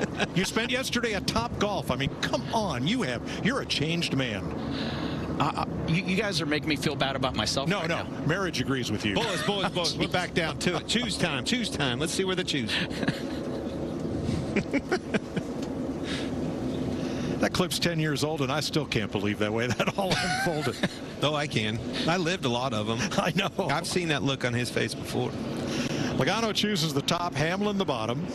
Look at that great crowd here from our aerial coverage provided by Goodyear, powering every lap, every mile, and every victory on the road ahead. Goodyear, more driven. Awesome fan base out here. Great market for our sport. You know, NASCAR, every time we come here, it's always an awesome fan base. Car culture. Saw our car club out there. You guys were out checking the cars out. Tony, again, just when this first was built and I came into this, you know, in NASCAR, I didn't love this racetrack. And as it aged, boy, it just kept getting better and better. When the asphalt started wearing out and we as drivers had to start moving around, then it did make this racetrack a lot of fun because it put us back in charge. Jeff Gordon was the first to find the key to winning at Fontana. They had 2 races each year for 7 seasons. Today is the 33rd Cup race. Jimmy Johnson, who is not in action today, he's running a partial schedule this year. 6 wins at his home track. We were talking about that choose cone rule and watched where they chose, Tony. Where do you want to be on this racetrack? On a restart, front row, second row, where do you need to be to carry the momentum and do the job? I want that outside, but the further back you get, then it becomes a matter of don't worry about necessarily what lane you're going to get. It's more how far forward can you advance. And you have to get them cleared. Up off the corners, if you don't get up and get them cleared, man, you lose so much momentum. The freight train leaves you behind. Getting set for the restart. Logano and Hamlin on the front row. Chastain and Byron. Gregson on older tires with Kyle Busch. Here we go. Oh boy, and around goes Ty Dillon. A bunch of them. Christopher Bell, Blaney, Almirola's around. Priest is in it. Buescher misses it. So does J.J. Yaley. Kyle Larson. A lot of damage. Hard on the brakes. Cody Ware and Austin Dillon. I think Bell's got the worst damage for sure. Reddick down here stuck in the grass. Almirola's stuck in the grass. I still can't see the right side. 22 caused that. Remember the 42 on older tires. Noah Gregson. We'll have to go back and see what happened here, but there are several cars piled up. Now they're all stacked up right. Oh boy. Both lanes too, all over the place. This takes me back to the rule that they've changed this rule. The restart. They've added length to the restart zone. And what does that do, Tony? It gives you a chance as a leader to do a different thing, to differentiate yourself and juke them out, if you will, of when you take off. That stacks the competition up behind you, or it can. Let's ride with Christopher Bell. 3, 2, 1. Green flag. Checking up. Just a big check up there, and I mean, you hear him saying checking up, but I mean, it literally got checked up.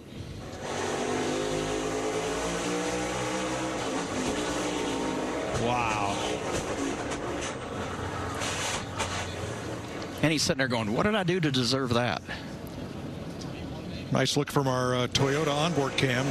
And here's Chase Briscoe, the forward camera and the driver's eye view. And Almirola really climbed up the left front. Christopher Bell, he was way up in the air. That's a big one. Didn't see that coming, Tony.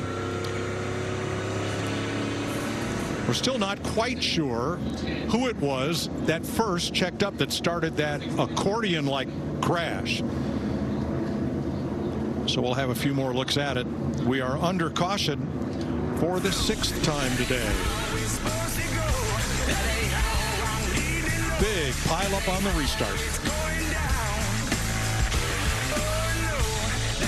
It enables him to really see he didn't go. They all drove to him. Chastain drove to him, and anticipating when he was going to go. That didn't happen. It stacks them all up behind him. Yeah, Joey was running his pace.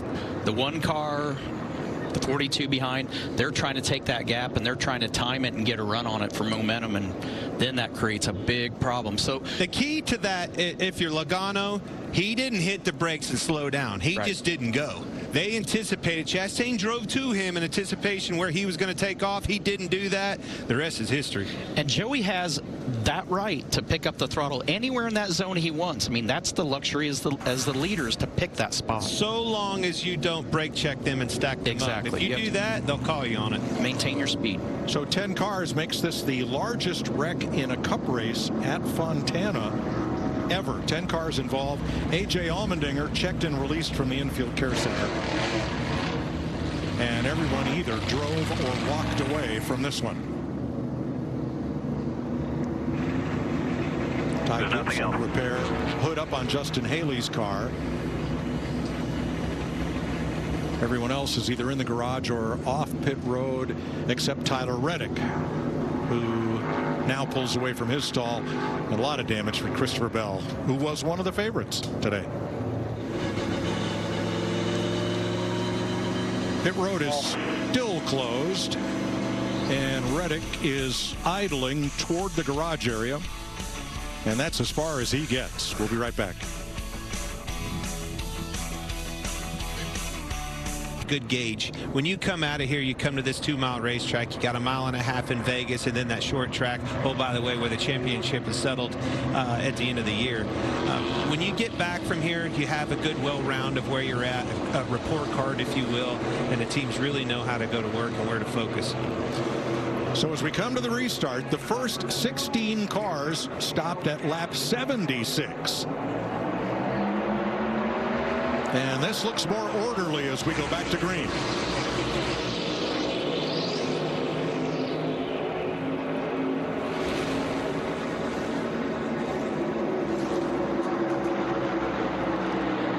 Love watching these guys fan out like that, figure out what line they want to run. They've got an idea now where they can put their race car on these restarts and feel comfortable.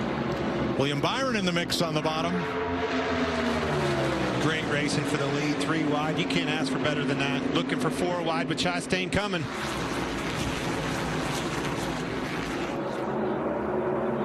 Hamlin to the point. Byron's going to be the big loser by the end of this front straightaway here.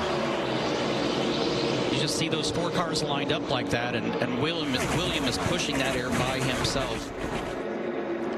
And, you know, props to Noah Gragson in 6th place, right up here with the leaders on those somewhat older tires, absolved of any cause for that crash that happened on the restart. That all happened right from the front of the pack. But he's hanging tough on older tires there. His teammate, Eric Jones, just 2 cars behind him. Good day for them boys. Kyle Busch tried the bottom a lap ago, and this time back up top. And then number 8. The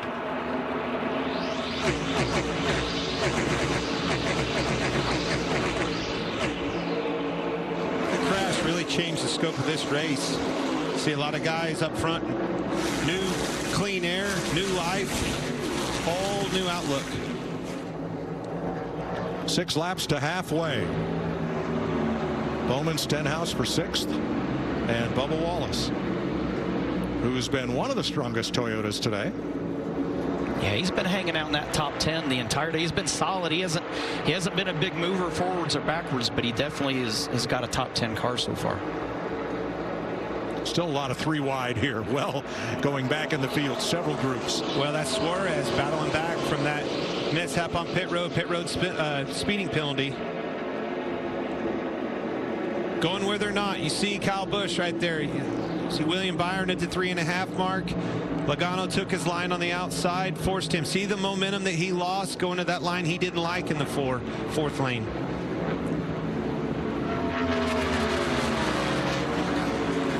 Anytime you have to lift out of the gas on the exit of these corners, it just kills your momentum.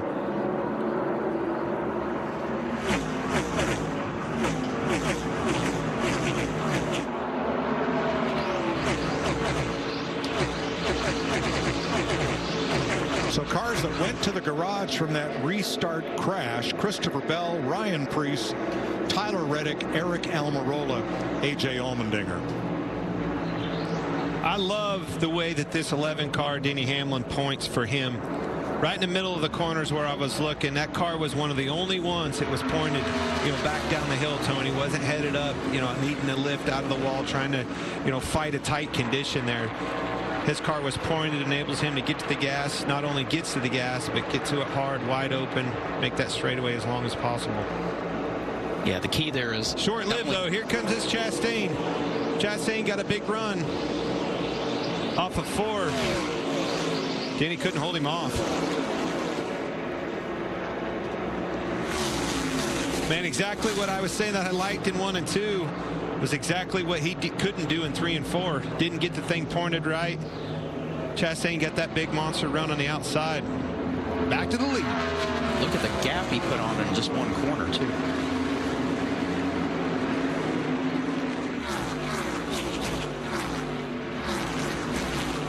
That lap by Chastain was 3 to 4 seconds faster than anybody else on the racetrack.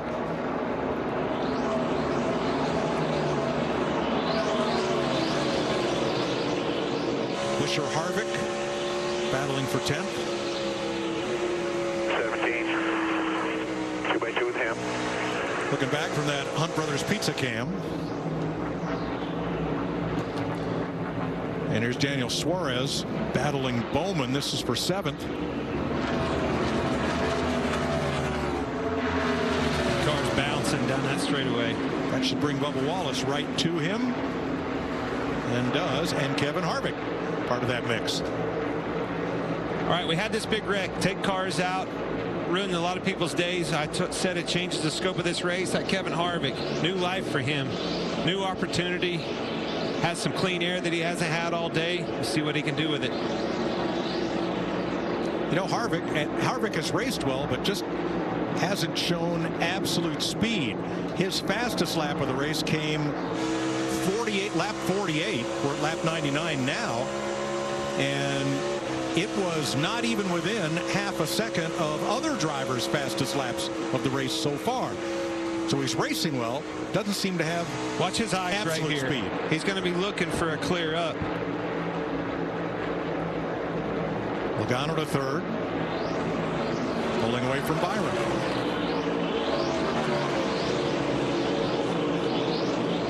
Seventh place here.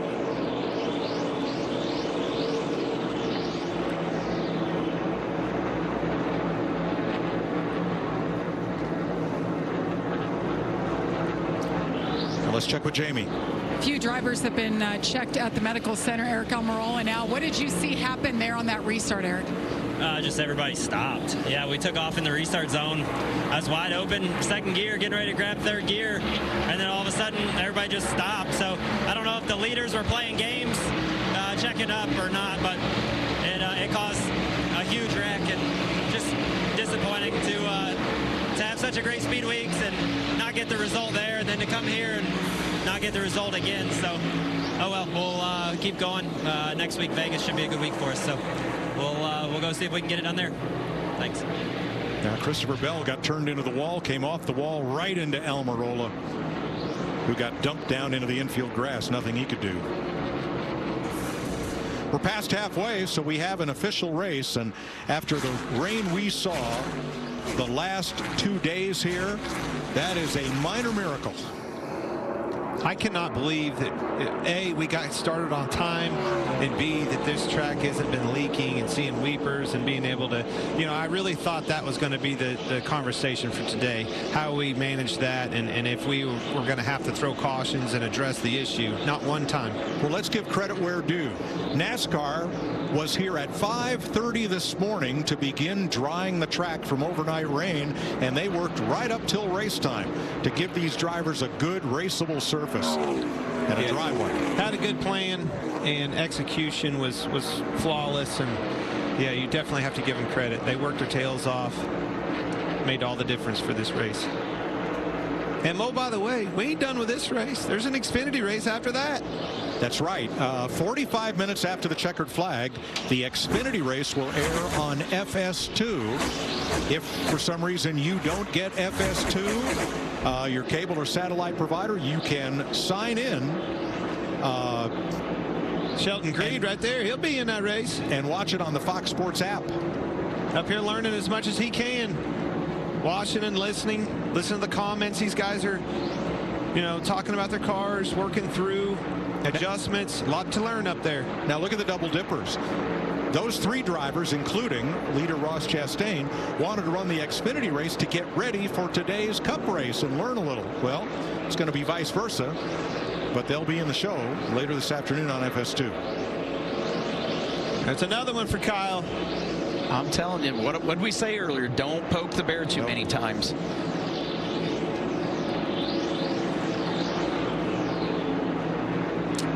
Talked to Randall Burnett before the race down in the garage, and I could just sense the confidence. He had a good hot rod last year. Tyler Reddick was in that car and led laps. He talked about just going a little bit too far on his air pressure, had a flat tire, cost them a good day, but nonetheless they had speed in that race car. Same thing applies. You put Kyle Busch in there, champion of this sport. Here he is, producing.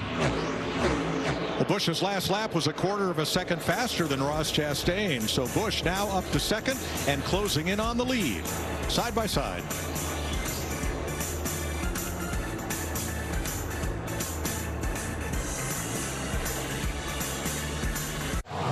Built Ford Tough. It's a commitment to providing you the capability, productivity, and the technology that you expect from Ford F-Series, the best-selling trucks for 46 years straight. And now during Ford Truck Month, find out what a built Ford Tough truck can do for you. This is Ford Truck Month, America. Much has changed over our 75 years, but the thing that never does, the anticipation, the holding of breath until that first green flag drops and the crazy journey begins all over again. If you could travel 75 years from now, you might not recognize much at all. But one thing will never change. That feeling you get when the race begins again. The Eagle has landed. That's one small step for man. Hey, what's up? Houston, we have a situation. How did you get here? Your character's in our video game. Video game? Yeah, it's what we do with Xfinity 10G. It's like, the best network imaginable.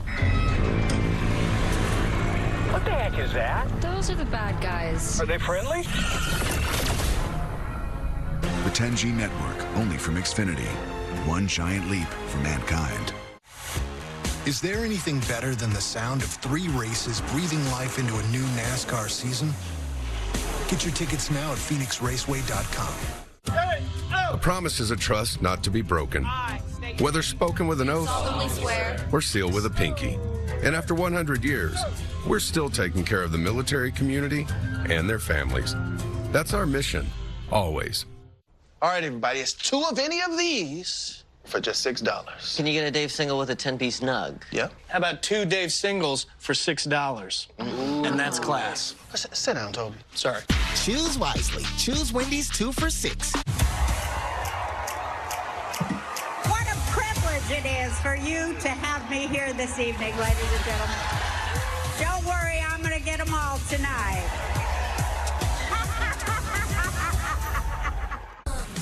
millions of viewers have made Animal Control a hit. Yes! Joel McHale leads a pack of lovable oddballs.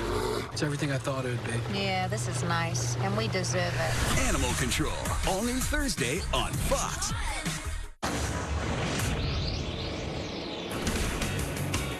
"109 laps complete. Ross Chastain leading. Look at all the drivers in this race from the western states. Not unusual.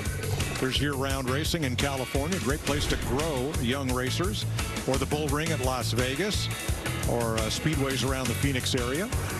Pretty good population there. So speaking of West Coast drivers, here's Jamie. And Tyler Reddick has been checked and released, and he's fine. I know you had just pitted there. What did you see? How did you see that restart unfold? Yeah, I saw it stacked up pretty bad. I saw the car behind me kind of laid off and got in a really big run, so I kind of elected to make the decision to shoot to the bottom and get around it. Unfortunately, I think, Ryan had the same idea, so we just got collected and went through the grass, and right front of the Beast Unleashed Toyota Camry TRD was broke. So fortunate end to the, my cup racing career at this 2-mile track, but thankfully I got one more shot a little bit later on with Gear Wrench and Sam Hunt Racing, the Xfinity car. All right, we'll see you in the Xfinity race coming up. Boy, rough 2 weeks for Tyler Reddick. He mentioned Ryan Blaney, who just went 1 lap down after receiving damage in that crash. There's Blaney to the inside. There is Blaney, who has just gone a lap down, and Joey Logano in 3rd place here. I think we have some audio on Logano. You ready? Somebody have a loose wheel. Getting a grinding feeling. Not sure. Yeah, nothing by the tools or videos that we have that show anything, so you just keep us posted. Well, that's the key. That all their tools, and what that is that the air pressure in the line shows them if that thing was tighter or not. If they hit it, they're going to go back and watch obviously the film and see that first and foremost and make that decision. But hey, ultimately he's holding that wheel. I don't care what that guy says. If it feels like it's going to fall off, that's what you're feeling. Let me tell you something. Go ahead. This Kyle Busch is running your leader down. It's slowly but surely. They're way out in clean air, but now he's in tow. Now he's close enough that he's going to get a draft. How he navigates this when he gets to him, finds clean air in the corners, that's going to be all the difference. You see him moving into the outside, trying to get out of that wake, carry that momentum, particularly on these exits like we were talking about. He's coming. He just peels away about a 1/10 of a lap at a time. But that'll get the job done. There it is, 66 to a 59. And he made this part of his day. That's where the problem was, is when he got the penalty, he had to go to the back.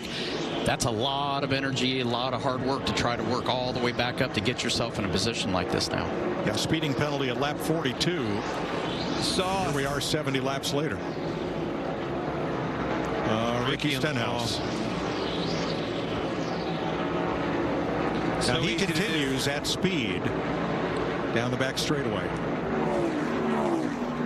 That's the thing about these cars. They will take a beating. That was a definite pit road, and pull the fenders out, put right sides on it time and time again with this composite body.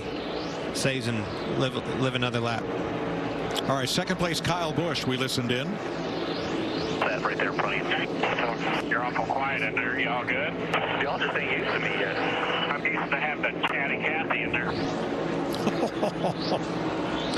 Derek Nealon, the spotter, Randall Burnett, the crew chief, and of course Kyle Busch behind the wheel. We've heard Kyle Busch be plenty chatty on that radio before, especially if that car ain't handling very good, but he likes what he feels. He likes that leader getting smaller. That's why he's quiet.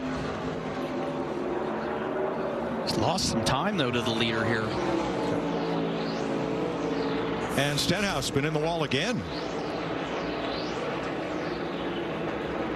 If first you don't succeed, try again. This track just isn't wide enough. Sometimes. But hitting it multiple times, now you're getting in concern of bending that toe link, a suspension piece, and then you'll be in real trouble.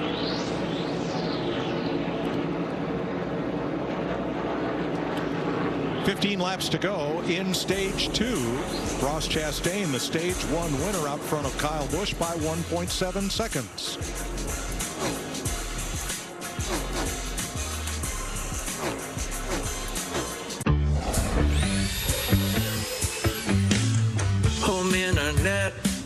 in the...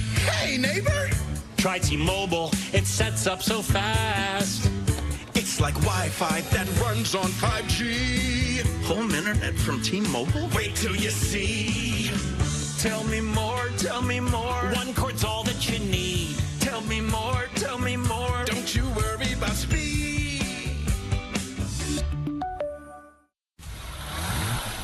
Great seats, am I right?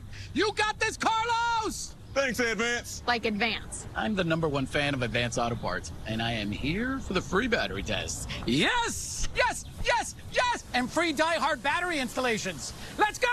Or when they put on new wiper blade in the rain! I see we have a new fan. Yeah, but I'm still #1 though, right?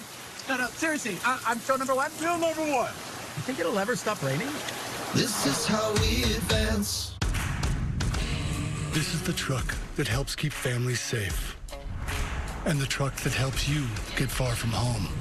The truck that lets you move mountains and then climb them. This is the truck of the outdoors, the early adopters, and the rising generation. This is the one more truck owners are switching to. This is what it means to be a Ram. Much has changed over our 75 years, but the one thing that never does, that feeling you get when the race begins again.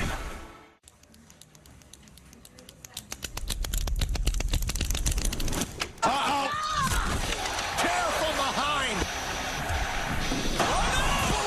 This is great. This is awesome.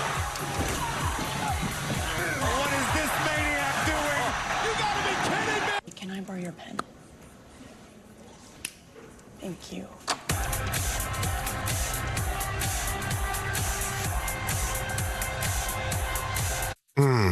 Your morning coffee. Hot, delicious, comforting. But by the third or fourth cup, your stomach might not feel so good. If that sounds like you, replace your afternoon cup with 5-Hour Energy. It's perfect for when you're feeling coffeeed out. Coffee in the morning, 5-Hour Energy after. Your stomach will thank you. Discover 5-Hour Energy.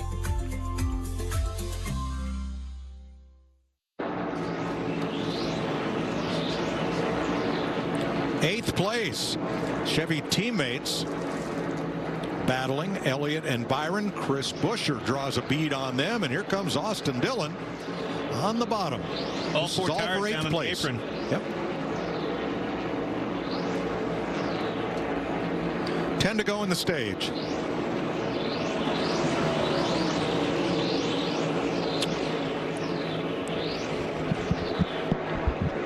Now back behind this group a bit, Bubba Wallace in 15th place. He's running about 0.8 of a second per lap off the leader's pace. And we listen. I don't see anything on the grill, but a lot of guys are dumping. They stop off pit roads. It's probably just getting sandblasted with in there. Talking about temperatures getting up. That's what I was saying. With all that debris loading up in the grills of these things, you get down and keep logging laps, that gets worse and worse and worse. Now, Larry, is that likely to be a manufacturer-specific issue as it was here last year?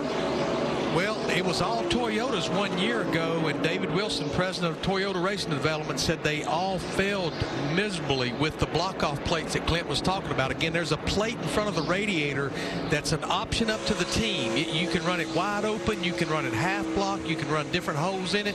And I'm not surprised, though, when you saw that 48 car on pit road a while ago when he stopped, all that sand and debris that came out of that grill. And it's interesting, I was down in the pits and literally asking specifically about these block-off plates. You know, we've talked about the louvers and the change in the louvers and the hoods with all three manufacturers, much more efficient than they used to be. Pretty much all of them have went back to a block-off plate, whereas last year, towards the end of the year, they were all running them wide open. Tony, we saw that view out Kevin Harvick's windshield. How does he see through that? Well, he can see through there better than we can, obviously, but your eyes get used to it. It didn't get that dirty in one lap. That's what he's seeing through. Well, that's the upper cam, but the over-the-shoulder shot, when that pans around, you'll see that windshield is just sandblasted. And again, I'm going to take me right back. If that sun ever broke, you think it's bad now? If the sun ever broke out, you're in bad shape.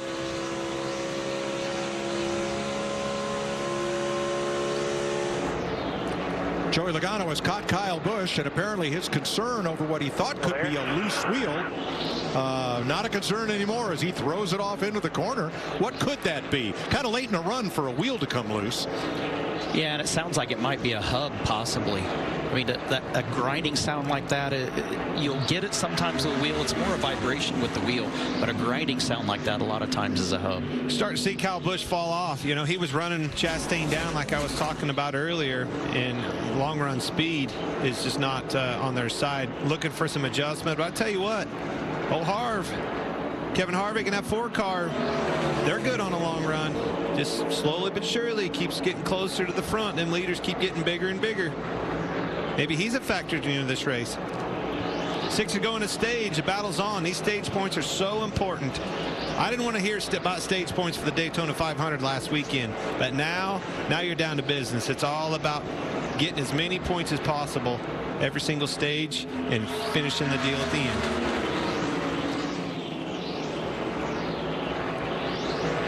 So Mike, Clint, and Tony, this is by far the longest green flag run that we've had. And when this stage is over here in about 6 laps, it's going to be about 45 to 50 laps on those tires.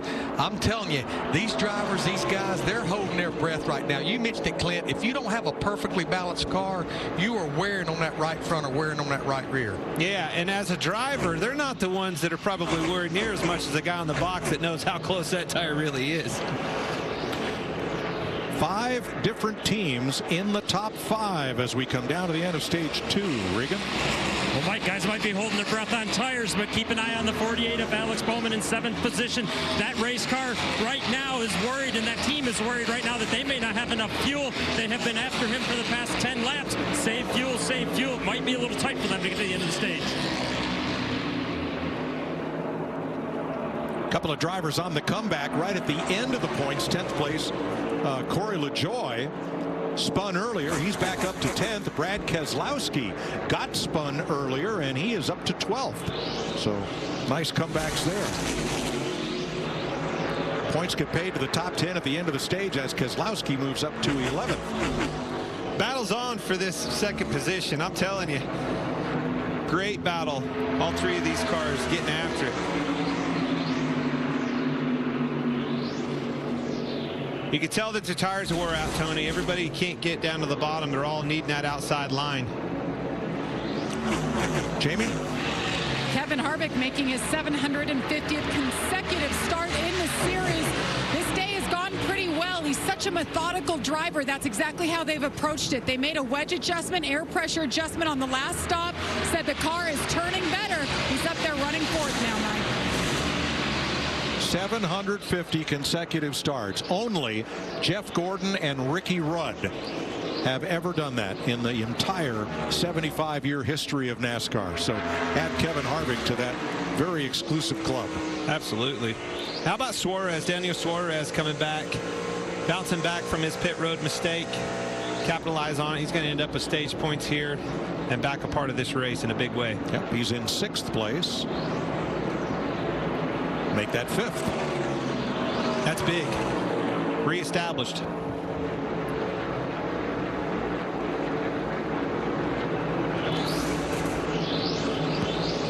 Oh, look at some big piece of plastic on the grill of Brad Keselowski's car. Windshield tear off. That will create havoc. Yeah, you think you're already battling temperatures. You put that over the front of it, it'll skyrocket in a hurry. Trying to get to the end of this thing, 2 to go. Lift that baby around. Get them fans on. Do everything you can do.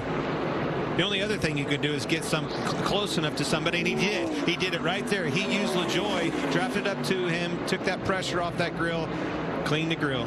Good job, Brad Keselowski. Final lap of stage 2. Ross Chastain, 6-second lead. A lot of these other positions in doubt, and Keselowski positioned to get the final stage point here.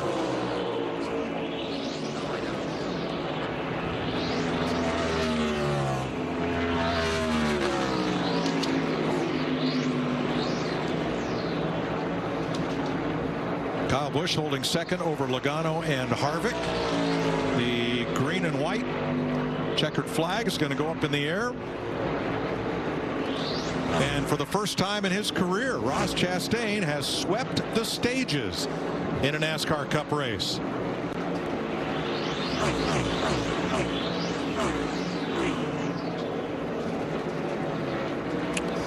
There's the running order with Keselowski receiving the final stage point. So pit stops at the end of stage 2 coming up as the caution waves for the 7th time today.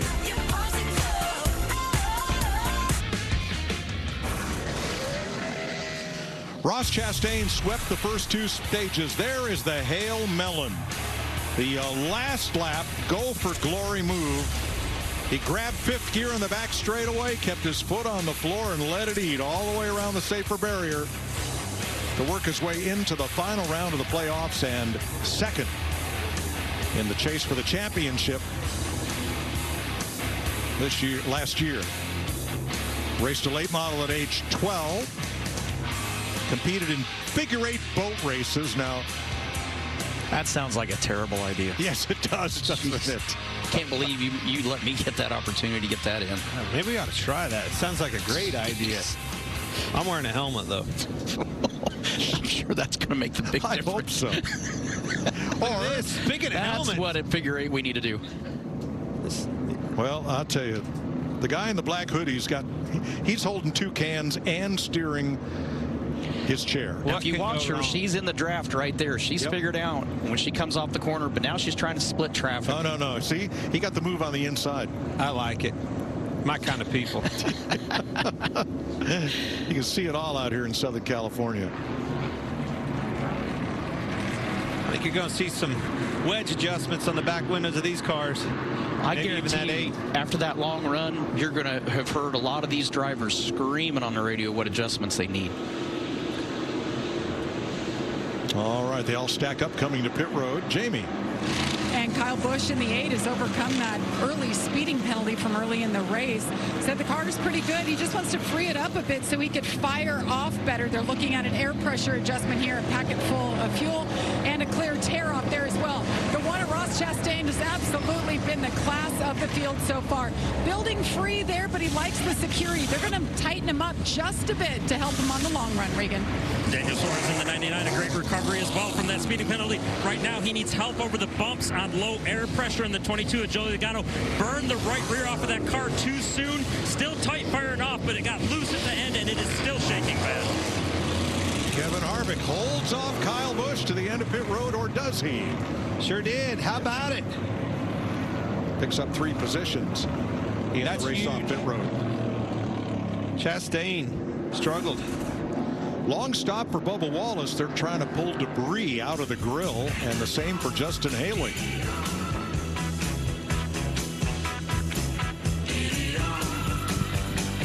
750th consecutive Cup start, wins the battle off pit road. He will start stage 3 in that #1 position. Hi, everyone. Shannon and Jamie here in the Race Day studios. You have Kevin Harvick, Kyle Busch, and Joey Logano, 1, 2, and 3 out there at Fontana right now. We have seen some action out there on the track. Let's get you caught up to speed, show you some of the highlights from the race. Starting early on was certainly one of the favorites of today's race, Jamie. Yeah, initially we thought Kyle Larson was having an engine issue. We found out that they actually had an electrical issue, but he is 17 laps down now. Car's back up to speed, but no chance of this race, Shannon. 2-time winner at this racetrack, always good. We had some speeding penalties on pit road as well. Suarez has been fast on the track, but he was also a little too fast on pit road. Kyle Busch in the same instance, but both of those guys have been able to overcome the speeding penalties. They're back in position. Kyle Busch already up to second. Ross Chastain wins stage 1. We saw him win stage 2, so we know how that's gone down. He's had the dominant car. This is going to be a big one, penalty for the 19 car, plus some guys will get suspended. Yeah, they knew this was an issue at the end of pit road. They went ahead and tried to get around. They didn't really have another option. That tire came off on the backstretch, and now they're paying the penalty. We had so many unknowns coming into this race, but we did know one thing, that you know, anything can happen, especially on restarts, and this is what we saw. Oh, so frustrating for all those guys in the back of the pack. It just seemed like Joey Logano waited a little longer to go. These guys are anticipating how to get that restart. We know how important restarts are, and it caught a lot of them. 10 cars involved in this wreck, Shannon. Yeah, the biggest wreck that we've seen at Fontana. Let's head back up to Mike Joy. Guys, take it away. Thanks, Shannon. Ryan Blaney's made multiple pit stops. So has Justin Haley. And Martin Truex was in. They were standing on the splitter on the left front of his car. Noah Gregson gets the free pass on this most recent caution flag, and we want to update that all the drivers who were involved in the restart crash at lap 87 were checked at the infield care center and released. Everybody okay? Let's take a look at today's big move, sponsored by Pods. It's not the Hail Melon, but it is. Ross Chastain going for the lead here. Big run on the outside behind Denny Hamlin. There is nothing, and I mean nothing, Denny can do other than just watch him go by right here. That's a power move, though. Well, power car. That car has been fast, lights out all day long. How do you beat him? I'll tell you how you beat him. You put cars in front of him, get him in dirty air. That car's going to handle different. Let's see how Kevin Harvick does out front. Kyle Busch still holding strong. I'm telling you, these guys, they can give old Chastain a run for his money. But that is, without a doubt, class of the field so far. Chastain will restart third on the inside, Logano to his outside. Kyle Busch will be up on the front row on the inside.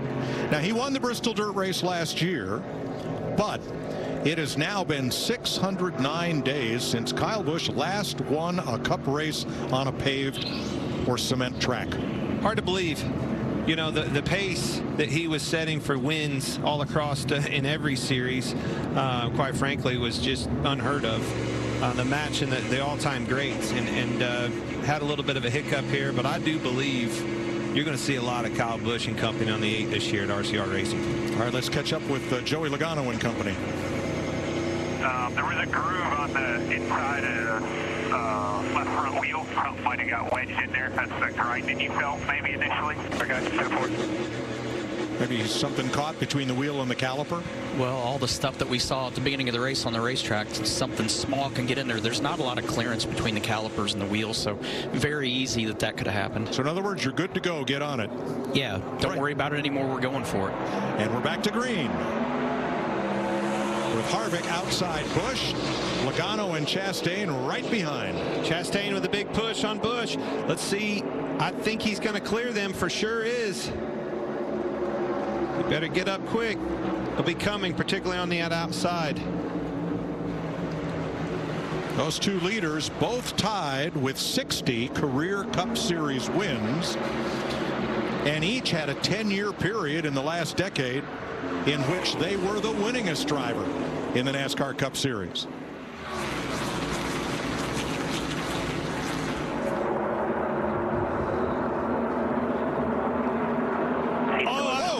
I saw it. Cindric got turned, bounced off the wall after contact from Gilliland, but he was completely sideways and got it gathered up, and then Gilliland got in his right rear and turned him into the wall again. But outside lined up. Unfortunate for Austin Cindric. He had it gathered up, but it really had to slow him down.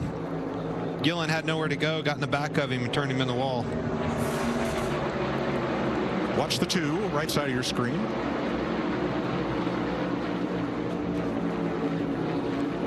That was a great save. Oh, two great saves. I put that on Buescher. Buescher actually came up, squeezed him. He got out of the gas and got loose.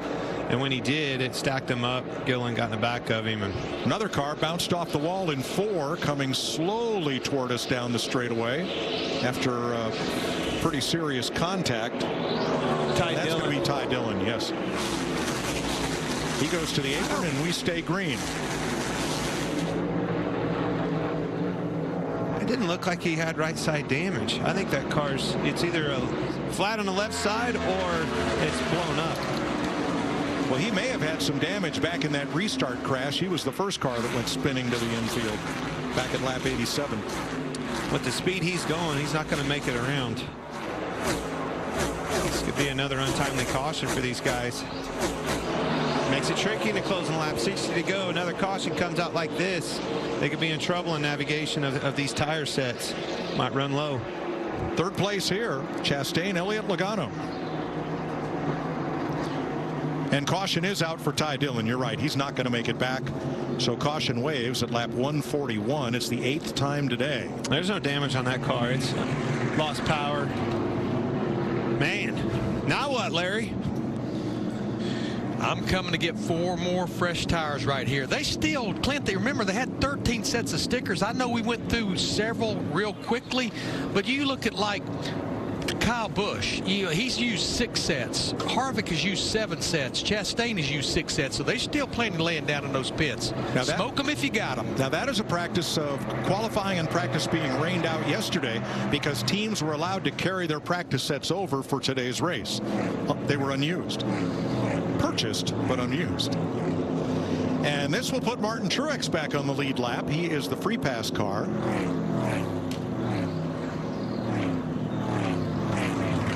It'll leave Ty Dillon 1 lap down. Ware and Blaney 2 laps down, and Larson, who had trouble right at the start of the race, 16 laps back.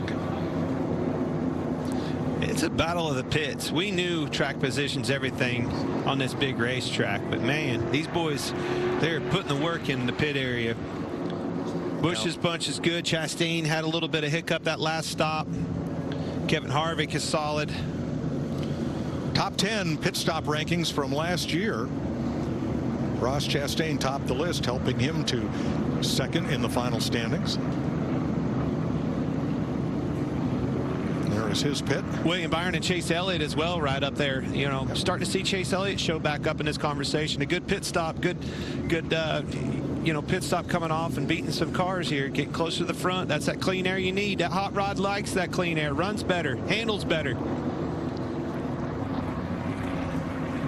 The encouraging thing I've seen today, though, is we've seen cars go to the back and have the ability to drive their way back up to the front. That's something that we've all been concerned about. We were concerned when this new car came out. This car has performed extremely well, giving these guys the opportunity to get back. All on this awesome racetrack. Jamie. And Kevin Harvick made his way to the front, led his first laps of the day there in the 4, and he said, my car's really good up here in clean air. A 4-tire stop for him. The call on the 8 is Las Vegas. How appropriate for the driver from Las Vegas. It's a 4-tire stop, no adjustments. The car's good. Regan? The 99 of Daniel Suarez, his last run, the tires were completely wore out. This run, the tires were too tight with the front of that car. Needs help with that. And the 22 of Joey Logano, 2/3 mark on the corner. That means as you're getting to the exit of the corner, that race car is too tight. He needs turn, needs help getting through that part. Here comes Kyle Busch to the end of pit road. He is going to win that race from Kevin Harvick. Suarez with another good stop, +3. That puts him right back in the game. 58 laps to go in Fontana. Kyle Busch assumes the lead.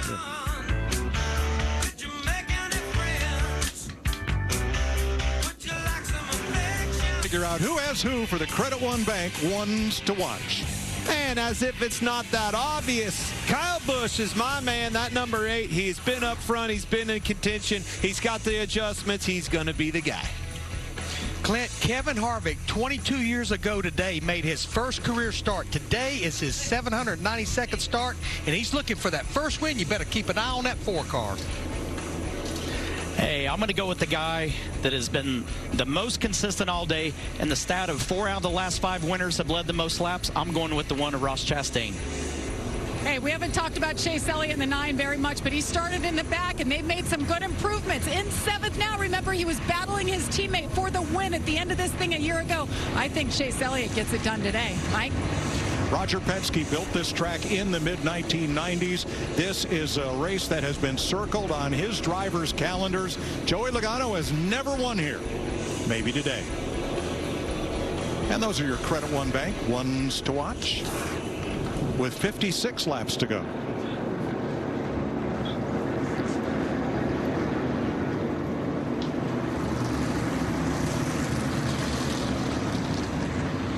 Guys had me on my toes here with the Credit One ones to watch. A little bit nervous. I like my horse. Like my horse. He's got a lot of competition. Look at this top 5. They are all past champions of the Cup Series, with one exception, Ross Chastain.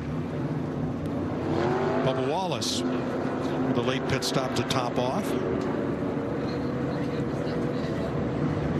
And doing some work as well. Love seeing all these kids out here. A lot of kids this weekend.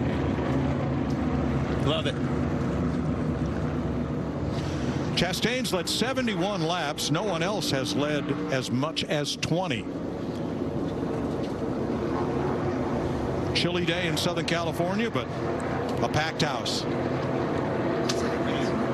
Ready to see how this one settles out. They'll take the restart green with 55 to go. Sharp left turn for the pace car. Here, Kip Childress brings it to pit road, and Kyle Busch and Kevin Harvick will square off from row 1.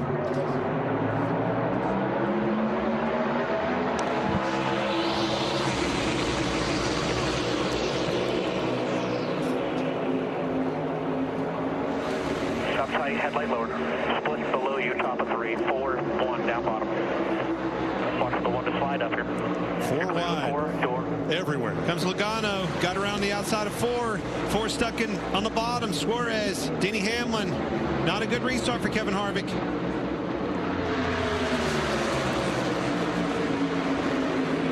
How about Red Keselowski? Chastain looking for the lead from Kyle Busch as they come off 4. Watch the run Logano's going to get on these 2 cars. Is he going to take it? He's Absolutely. going for it. Big block by Chastain. Boy, you didn't like that move, Tony. How about to the lead Logano? Unbelievable run. What's he going to do? Got to get up. Out of the gas. Stacking them up. H to you. Whoa. Got parked, no pressure. You know, when you saw them flame balls coming out both sides of Logano, he was in trouble. He squirted the center of the throttle, had to lift big time. Man, that hurt Kyle Busch. He is not going to be happy. And look who it draws right to the front. Hamlin, Elliott, and more. That was an aggressive move by Chastain. Squeezed him up a little bit, put him in a bad situation. Logano slid the 8. Here he comes back. It's a boot there from Elliott, who goes to the middle. Oh, Chastain had a lift. So did Logano. Busch got around all 3 of them on the bottom. That's a prime example of go where they're not. So did Elliott. He got there right even with them. Couldn't hold the throttle. Austin Dillon, Keselowski, more are coming up into this battle. Keselowski way up top side.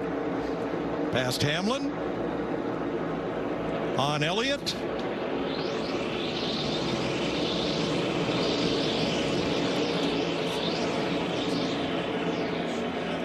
Such a great view here to see how these runs develop and how cars that get a big run on the outside on the exit of the corner, how much that really means mid straightaway to the entry of the corner on the opposite end.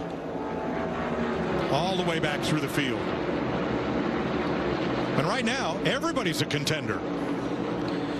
Yeah. Well, take it back to the move that Chastain did on Logano. That put Busch back.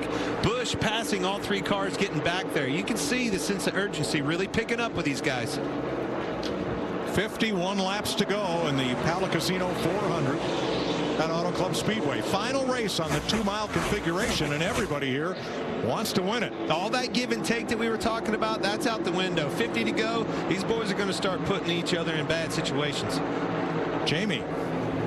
Well, Bubba Wallace is one of those drivers who's gone the wrong direction. He had done a nice job racing his way up into the top 10, but he fell off. He came in and pitted right before we went green there, and I checked with the team. He had some splitter damage. They think it's just from the dirty air. They were able to repair that, but now he's got to try to work his way up, but he's good to go on fuel to the end.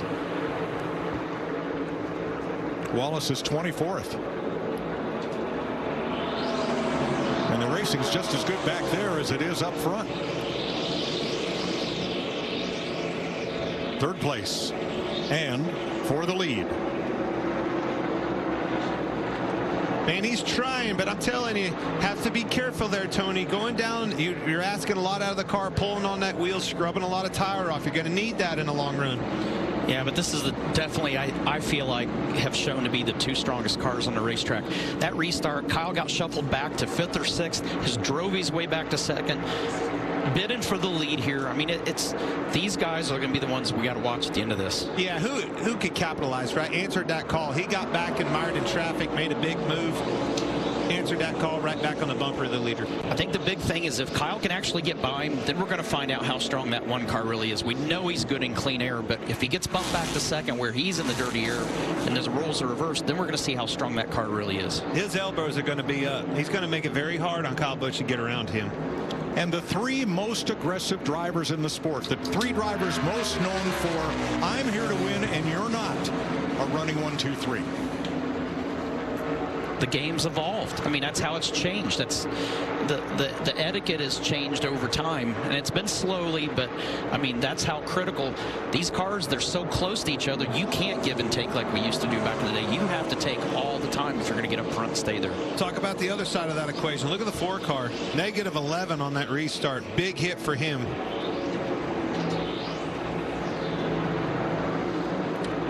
Saw Suarez make that pass. So the good thing about Kyle Busch right here, he has the ability to try a lot of different options and scenarios as far as what line he wants to run. Ross is going to run the line that he knows he's fastest in right now. He has zero reason to change and deviate off of that. That gives Kyle Busch the flexibility to move around and see if he can find something that's going to give him a little bit of an advantage. Well, it forces that flexibility, but you have to be careful in doing that. Yes, you can't go through him. Chastain is running the preferred line. But as you're searching around and moving around, maybe he stays to the outside. See how Chastain moves up, though? He's going everywhere that he is, keeping that wake right on the bumper of the 8 car. Slipped up a little bit there. Here comes a run. Is he going to go for it? I don't think he's got enough. I think he's going to. I think he'll move out of the line, but I don't think he's got enough of a run. So, Larry, we're hearing they have enough fuel to go the distance. Do they really have enough tire if they keep racing each other as hard as they are right now? Mike, if we go to the end, which is 47 laps from now, that by a long shot would be the longest green flag run. I would be very, very nervous. Again, they can do it on fuel, but I'm telling you, they're going to be 3 seconds off the pace if they go that distance all the way to lap 200.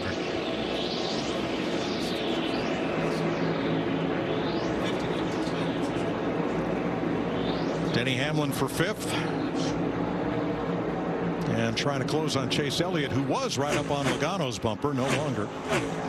About 7/10 back of the 3rd place car now. So if the pace drops off, as Larry says, 3 seconds a lap, and everybody's hanging on for dear life to worn tires, how does that change what we're seeing right now? Well, I think a lot of that's going to, I think Larry's probably down there crunching on a calculator right now, trying to figure out if they split this, how much of an advantage they can get time-wise versus if they run. The problem is if you run it, try to run it to the end, and a caution comes out and guys have come in, you have put yourself way behind and taken yourself out of a shot to win this thing.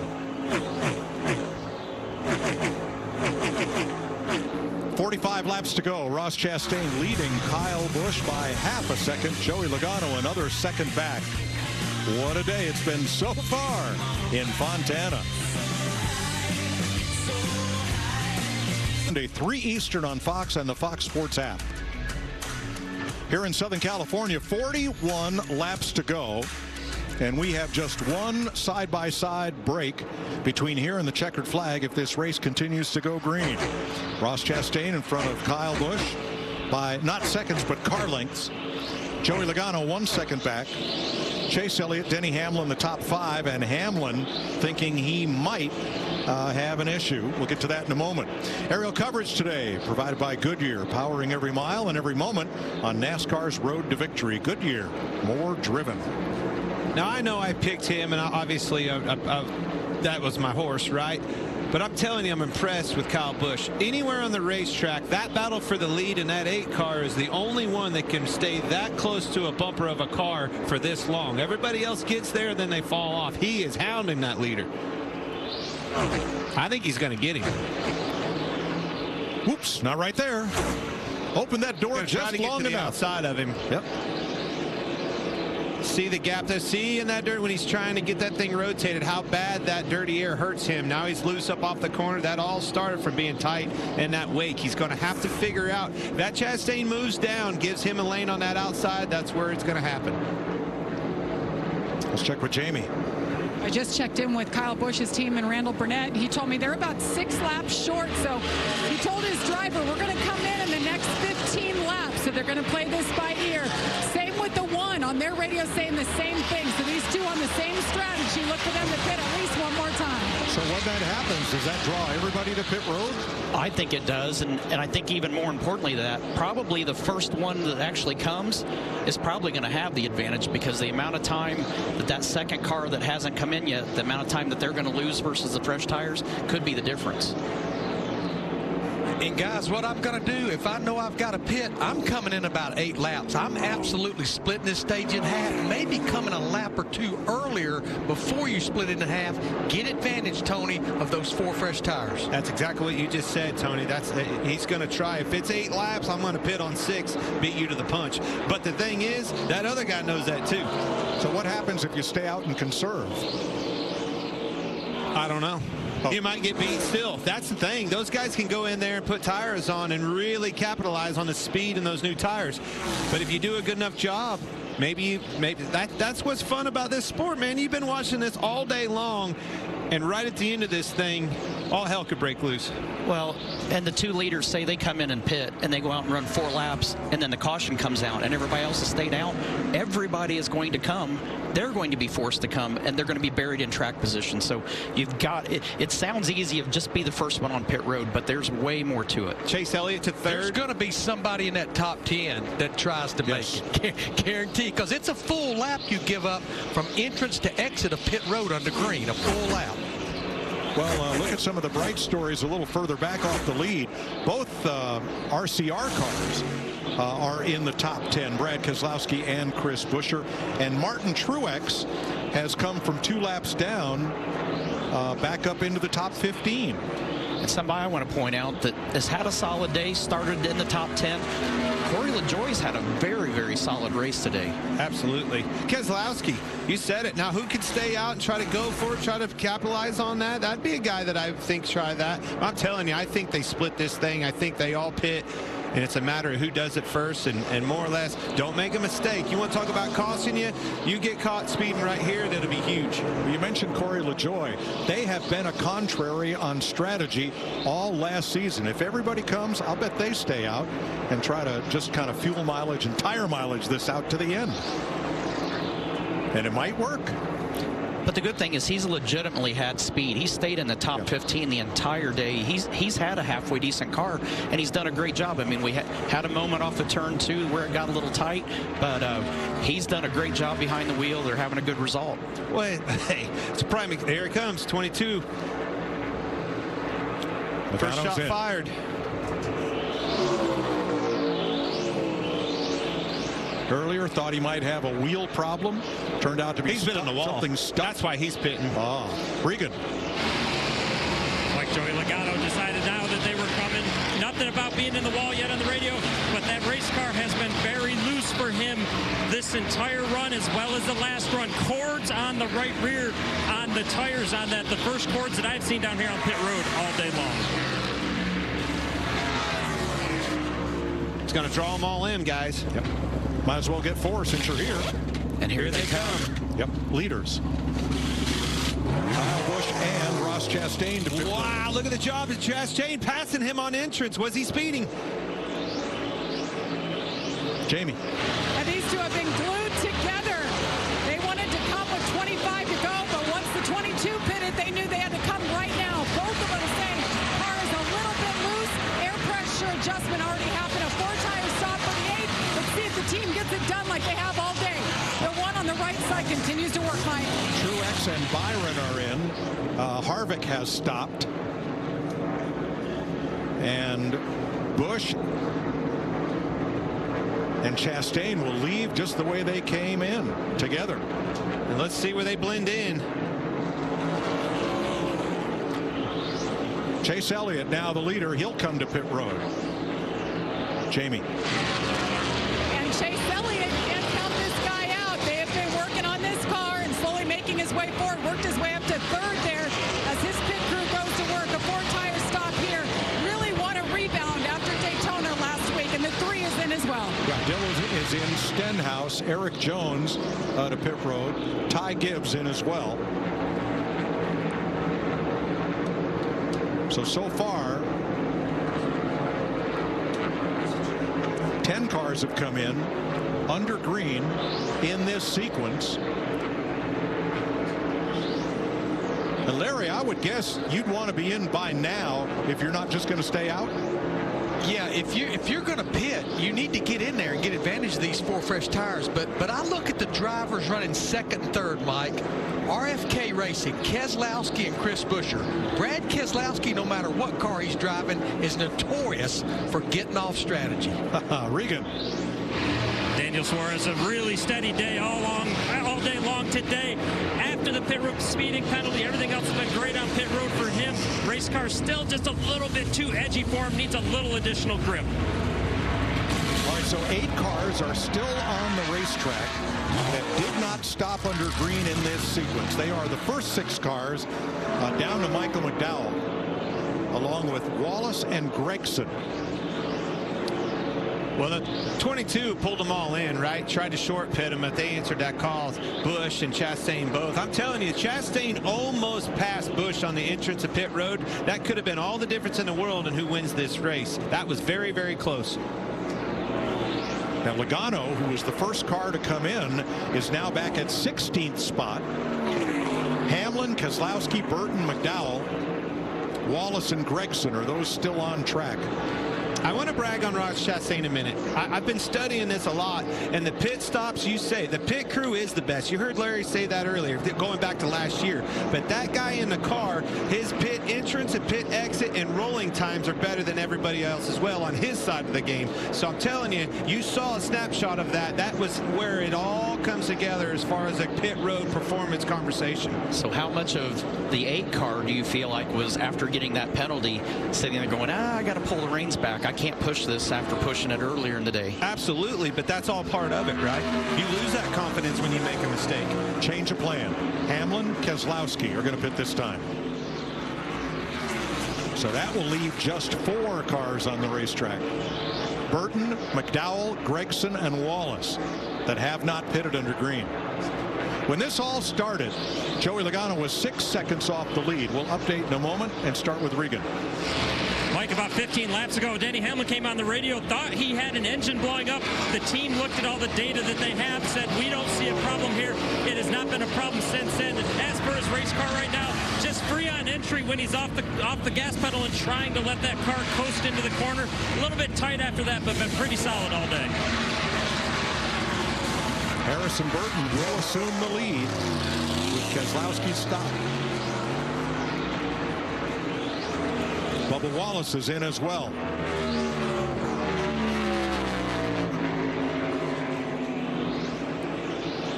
Austin Cindric in. Here's Keselowski coming to the pit lane, and if Burton stays out, he is the leader. Now, I mentioned Logano, who started all this. He was 6 seconds back of Kyle Busch when he came in. He is now 6 seconds back of Kyle Busch, so no improvement there. Trouble for Bubba Wallace. A lot of steam and smoke from the hood of his car as it sits on pit road. You heard him talking about it. Finally filled that grill up, overheated the car. That's the problem with that block-off plate. You can't get it out. You can't pull that. Once it's plugged up, you're in big trouble. Ryan Blaney pitting. Blaney is 2 laps down. So now there are 3. Burton, McDowell, Gregson. Those 3 drivers have chosen not to pit. Burton's coming. I think everybody's going to have to pit. I don't think they can make it. But I think what the guys that are still hanging out there, they're hoping for a caution while they're leading. Exactly right. And then they can come in because everybody else has got enough laps on their tires. If that caution comes out, they too have to pit. So here's Burton for the Wood brothers. Gets a tear off in tires and fuel. He'll take 4. So Michael McDowell on the left of your screen is the new leader. He and rookie Noah Gragson have not pitted. Kyle Busch 8.5 seconds back.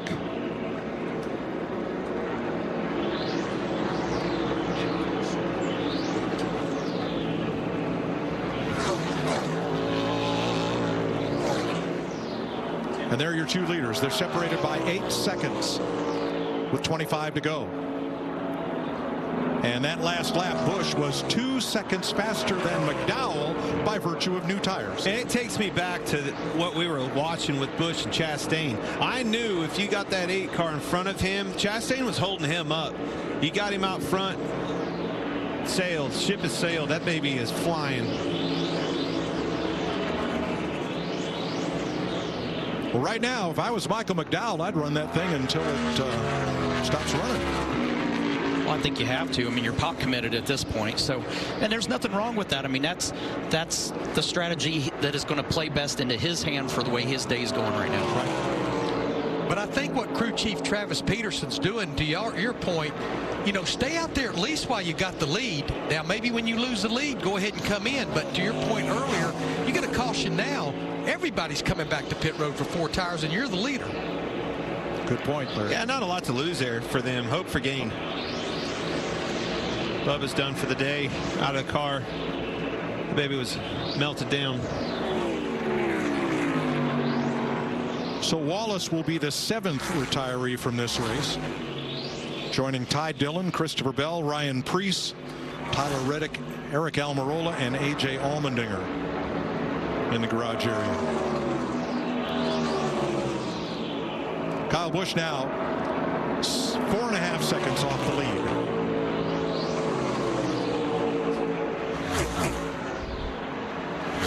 Ross Chastain 2 seconds back of Kyle Busch. Now they left pit road together. Let me tell you who's really getting close to that number 1. It's Chase Elliott, 42.09 to a 42.67. My man's coming in that 9 car.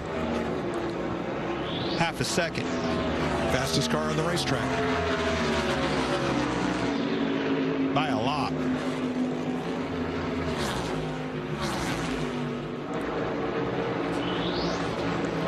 Third place the battle between 2 Camaros.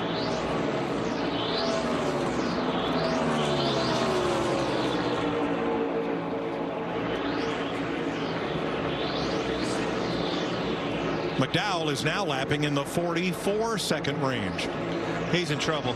We need a caution pretty quick.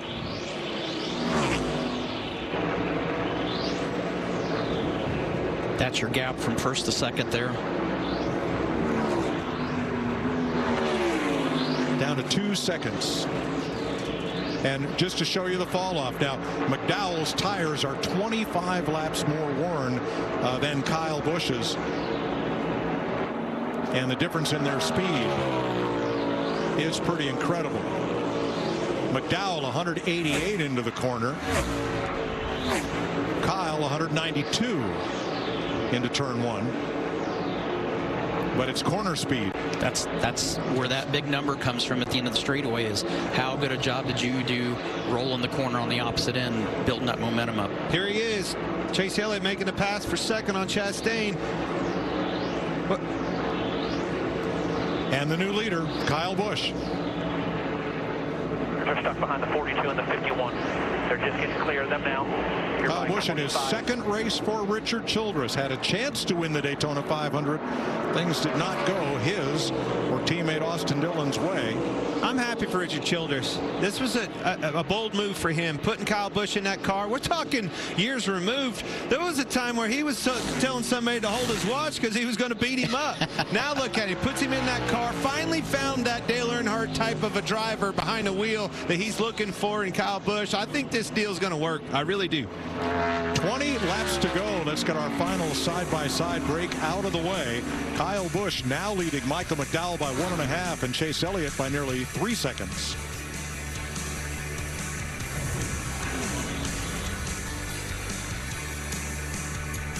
To you, it may just be an elevator. Here goes nothing. But for a young homeowner becoming their parents, it's a learning opportunity. Come on in. The more the merrier. Paris, huh? Bonjour. We got any out-of-towners in the elevator? Tom, it is not easy. 10th floor, huh? Must be a heck of a view. Okay, see how everyone else is facing this way? Progressive can't save you from becoming your parents, but we can save you money when you bundle home and auto with us. Okay, that was terrible. Okay, let's hang back. We're going to try that again. Verizon Frontline is the advanced network for first responders on the front lines. Built to prioritize first responders. Built for extreme conditions. Built for the most reliable 5G network in America. Verizon is the #1 network choice in public safety. Because when seconds count and lives are on the line, the people we rely on need technology they can rely on. From the network America relies on. Gillette presents the Gillette Labs with Exfoliating Bar. The bar and the handle removes unseen dirt and debris that gets in the way of the blades for effortless shaving in one efficient stroke. All with a lifetime warranty. And if you want to keep the beard, use King C Gillette, a lineup of products designed to cleanse, soften, trim, and style for your best beard. Gillette, the best a man can get. The action doesn't get much closer than a weekend at Richmond Raceway.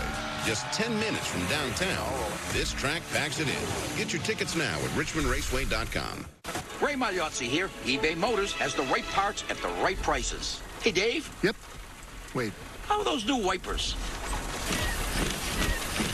They're small. For parts that fit your vehicle, look for the green check. Let's ride. We got the house! Did it! Pods handles the driving. Pack at your pace, store your things until you're ready, then we deliver to your new home, across town or across the country. Pods, your personal moving and storage team. Almost heaven, West Virginia. I've been on that dating app, but girls are actually 400 miles away. I have dated a lot of guys in the city. It hasn't worked out for me. She's too pretty to be in a place like this.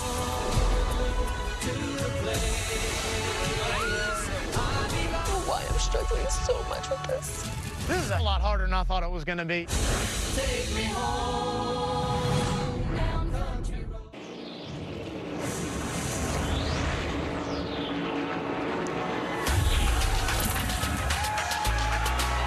Kyle Busch got the first of his 60 Cup Series wins here in Fontana. This is his second race with Richard Childress Racing. He won in his fourth start with Joe Gibbs Racing after leaving Hendrick Motorsports. And he's in the lead now by 4 seconds. 18 consecutive seasons with a win.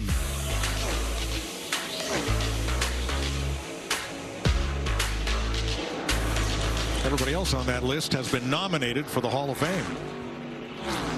Jimmy Johnson not quite eligible yet, but certainly a first ballot Hall of Famer. As should be Kyle Busch when he hangs up his helmet, and his lead that time extended by a couple of hundredths. Jamie? Well, you look at the history of Kyle Busch, 15 years with Joe Gibbs Racing. So he comes over to Richard Childress Racing. What does he do to build the chemistry with all of his new guys from spotter to crew chief? Well, they team bond. They've been going to dinners together. Last night up the street, they all went go-karting together and had a great time. They're accelerating their process of getting to know each other, and it's paying off on the racetrack. He was leading at the end of the Daytona 500 last week, and now he's leading at the end of this race. Could Kyle Busch end that streak? 54 races since he won on a paved track. Certainly could. And you said it, Jamie. I mean, after all the success that he had with Joe Gibbs, you lose your sponsor, right? Next thing you know, you lose a ride. We're talking about Kyle Busch. Could not believe, you know, that he is in sponsor trouble and looking for a ride. And next thing you know, he lands this deal over at RCR. But Randall Burnett and everybody on that A team, that team was poised to win races. They won races last year. Tyler Reddick was on fire, showed a lot of speed, made some mistakes. But nonetheless, they get this guy behind the wheel. And Randall Burnett and everybody on that team, they're ready for it. But it shows how much of a veteran Kyle Busch is. He understands how that bond and how that mesh works to get those guys to where you have that bond with them. You can take the best driver and the best crew chief and put them together, and they can't win races if they don't have that chemistry. So doing the dinners and going out and doing things together as a team, that's how you build that chemistry. And he's done a great job of it. He has certainly matured. Now, he's done a great job of using all the racetrack here in Fontana. And he touched it. He is into it. Yep. This is where the spotter's got to get on that radio and tell him to take care of this thing. He's got a good gap right now. You want to take care of those tires to the end and give yourself a little bit extra room. Well, it shows you how dirty air in the wake. You know, he was passing Justin Haley right there, and that's what caused that. Moved him up the racetrack a little bit, gets loose in that dirty air, and gets in the wall. Even the leader can do it. Now, last time by, Chase Elliott was 4/10 quicker than Kyle Busch. On this lap, he is 3/10 quicker, and he's 3.5 back. His teammate William Byron brushed the wall, came down pit road to get tires, was speeding, had to do a pass-through penalty that'll take him out of contention. 11 laps to go. Well, I think that big 0.4 of a second was obviously off of, Kyle getting into the wall, having to get way out of the gas and make that correction. Let's see if it evens back out here, if he can make an adjustment. And it happened off of turn 4, so that affected 2 laps in a row there on the stopwatch. Right. Larry Mack. So, Mike, we're 11 laps to go. I took a dig into the last 5 times we raced here at Fontana since we've been stage racing. The average of the last caution is with 38 laps to go. We're past that threshold. But 2 times in those 5 races, including last year, the final 10 laps, we got a caution. You have any good news? Oh, man. Larry, come on. I can tell you who wants to see it and who doesn't want to see it. To hear. That's exactly right. Depends on which side of the fence you're on that conversation. All right, another update. Michael McDowell, remember he was leading and he just stretched that run as far as he could. He's back on track after making his pit stop, and he's in 12th position, which is better than he would have been if he had just pitted with everybody else earlier. So that strategy, not going to win the race, but he's going to finish a lot higher than he would have. I don't think this conversation's over yet. Chase took another bite out of those lap times. 43.22 to Busch to 42.93. But he's got to be more than 0.3 faster per lap to catch him, because there's only 9 laps to go and it's a 3.3 second lead. As they start getting into traffic and things like that, that's what changes the game for that conversation. Absolutely, and that's where it's the responsibility of the spotter to sit there and find the lap car that they're coming to, try to work with that spotter to get that driver to move out of the way, give that clean air to Kurt or to Kyle, and let him not have his race impeded that way. Kyle Busch won here for Rick Hendrick in a Chevrolet. He won here for Joe Gibbs in a Toyota. And he's trying to win in a Richard Childress Chevrolet, which would complete the cycle for Kyle of winning here in every team for which he has driven in the NASCAR Cup Series. Kyle got back to the whip on that one. 87 and 05. Pulled it back out on him. It's there. You just got to hit your marks, be smooth. Got a lot of gap, manage this thing with 8 to go. And there it is. You see the dynamic interval that is going to tell you the difference between the leader and second place, whether that is shrinking or growing with 7 to go.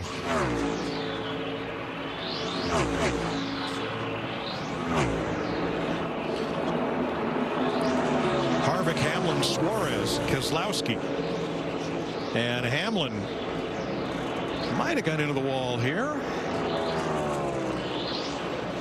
Sure did. Jump the cushion, Tony. He was behind Daniel Suarez there, and that could have disturbed the air, like you had mentioned. Even though you got a clear shot in front of you, it doesn't mean the air is clean in front of you. Cost him 3 spots. Here are this year's, and two of the last 3 Daytona 500s have been won by this pair as they race for 13th. 20 cars still on the lead lap, back to Chase Briscoe with 6 to go.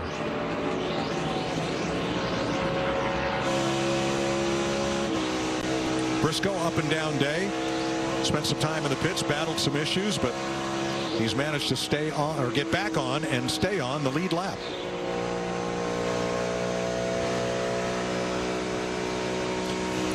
Different teams in the top 15. How about that? That's the parity that NASCAR's been looking for with this new car, trying to get it to where all the teams have the opportunity. Pretty hard. Keep coming. Keep coming. Inside. You good? I'm telling you, Randall Burnett on that wall, on that pit box, you're seeing these guys starting to move up. You get into this wall. That's a pretty hard hit for Keselowski. He definitely had a top 10 run going until that happened. He continues in 8th place with 5 to go. Do not want to see a caution if you're anybody involved with this 8 car. Yeah, that did not play well in Daytona for Richard Childress Racing.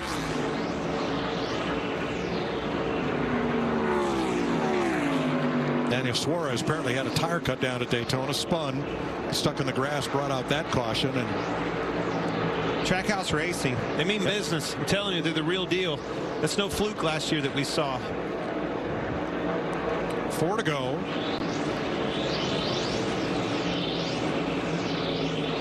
I'm not sure Kyle Busch went to Richard Childress Racing thinking he had something to prove. 34, he's got better. Oh, yeah, he did. But he definitely went there knowing he still had a lot left to accomplish in this sport. Well, I think he went there with something to prove, but I think there was a lot of questions if they could prove that, and me included. And I mean, these strong runs start out of the box. I'm telling you, the Clash right there for the taking. 500, what, 1 lap to go, and it was his. These are races that he's never won, never had an opportunity to win. Big time turnaround for him. And that time he was 0.2 faster than Chase Elliott, so he holds a 3.6 second lead. Them girls are nervous. Make no mistake, he wins this race today. The amount of momentum that he builds from this, the field will be in trouble this year if he can pull this off, because it is going to give him so much confidence, give that organization confidence it's lacked for a while.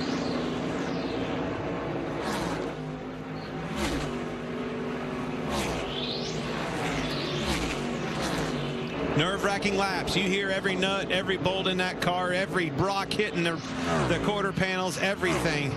Nerves are through the roof.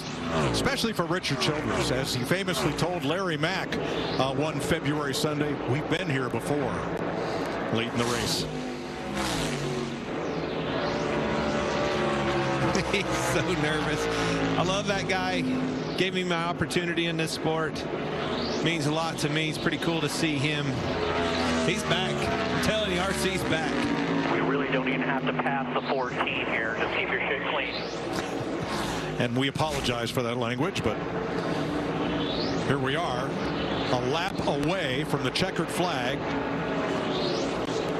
And the white flag waves. 1 lap to go, sponsored by Credit One Bank. It's official. Get this thing back around there. Credit One. What? Which one? What? Who did I pick? Tony, who did I? Well, who picked first? He is the chosen one that always gets picked first. That Richard, man, I'm telling you right now, he ain't taking his eyes off this thing. He don't count them chickens till they hatch. Chase Briscoe just ahead, 20 cars on the lead lap. And Kyle Busch could pretty much coast it home from here. What may be the final super speedway NASCAR race ever in Southern California. RCR, baby. Goes to Kyle Busch. That's right. How about you, RCR and everybody? Kyle Busch, unbelievable. Randall Burnett, them girls right there, everybody's on end.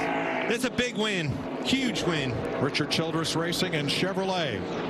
61st career win for Kyle Busch, 9th on the all-time win list, and he now by himself holds the record for consecutive Cup seasons with victory, 19. This competition didn't want to see this team show this early, just like you said, Tony. I'm not talking everybody's going to be looking over their shoulders. They mean business this year. Didn't take long, did it? No, we've said it before. This kid, when he gets on a hot streak, it lasts a while. It's not just one and done. This early in the year to have the performance, and they've had speed all 3 races. The smallest track we go to all year, the largest, and now a 2-mile track. Look at him, Danny Lawrence, longtime engine builder at RCR. That's what's cool about Richard. A lot of people that have been there from day one are still a part of that company. Ty Norris from Trackhouse over congratulating him. This is a big win for Richard.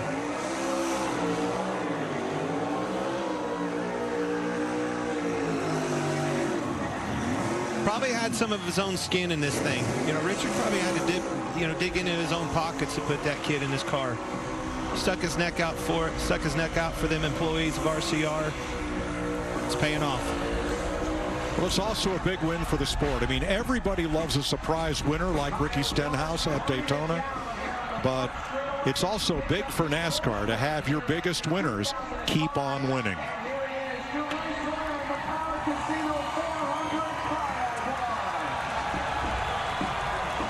And Rowdy Nation loves it. You notice what we didn't hear there. Yeah. We didn't hear the boos we're used to hearing. That's right. That was a different tone. It's a good point.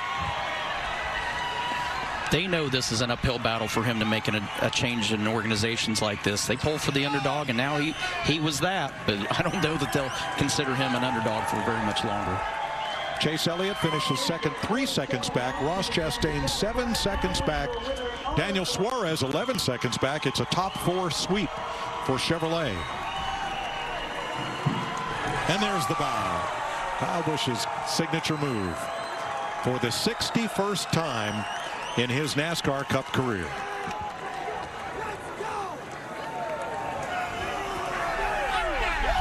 That pit crew showed up. They ought to be happy. Showed up when the time was on.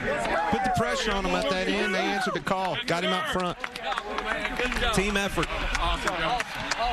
Busch and Chastain came in the pits together on that final green stop. Busch left first and drove away.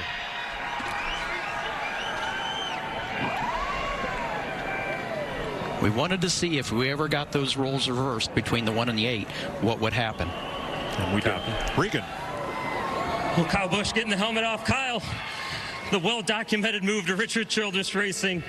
You've been up front every time you've been in this car already. It only took 2 points races till you get your first win with these guys. Yeah, coulda, shoulda, woulda, right, last week. But, no, I think it's just phenomenal. It's I can't thank Richard and Judy enough. I can't thank Austin for calling me and getting me talking and getting me this opportunity to be able to come over here to RCR and be a part of Chevrolet and, you know, be able to race this Lucas Oil Camaro today, to be able to put it up front like that, man. The guys did a great job. Randall, everybody that has worked so hard during the off season. We've done a lot of sim stuff. We've done a lot of testing in general, just with, you know, trying to get up to speed, systems and all that sort of stuff. But man, there's nothing more rewarding than being able to go to victory lane. So want to give a shout out to my wife and son and daughter back at home. I miss you guys. I'll see you tonight.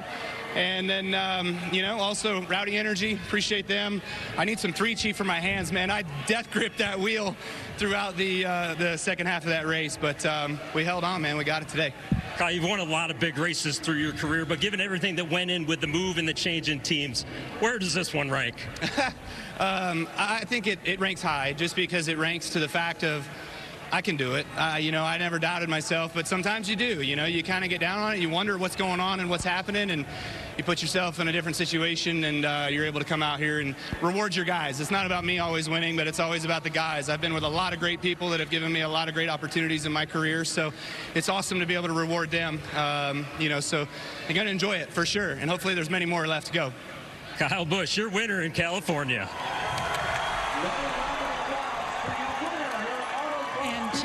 Brings it home second, his best finish at this racetrack. You best when it counted most. Nice rebound from Daytona. What do you take away from this performance? Yeah, just really proud of our team. We obviously, you know, didn't run very good there towards the end of the year last year, and just everybody really went to work hard over the winter, just trying to get better. So appreciate everybody on our Napa team for just sticking with it and sticking with each other. Obviously, I think we still have some work to do, but it was really nice to just see a lot of that hard work pay off and have the car driving like we were wanting it to do. So that's always a good thing. Appreciate everybody's effort, everybody at Hendrick Motorsports and Chevrolet. Congratulations to Kyle. You know, that's for him to leave and to go get the job done like that's pretty cool. He's always been really good to me, so happy for them, and looking forward to getting to Vegas and hopefully compete for some more wins. Thanks, Chase. Behind them, Team Trackhouse has 2 cars in the top 5, and the first Ford in the race, Kevin Harvick in 5th. The first Toyota, Denny Hamlin in 6th. Kyle Busch wins for Richard Childress Racing and Chevrolet in Southern California.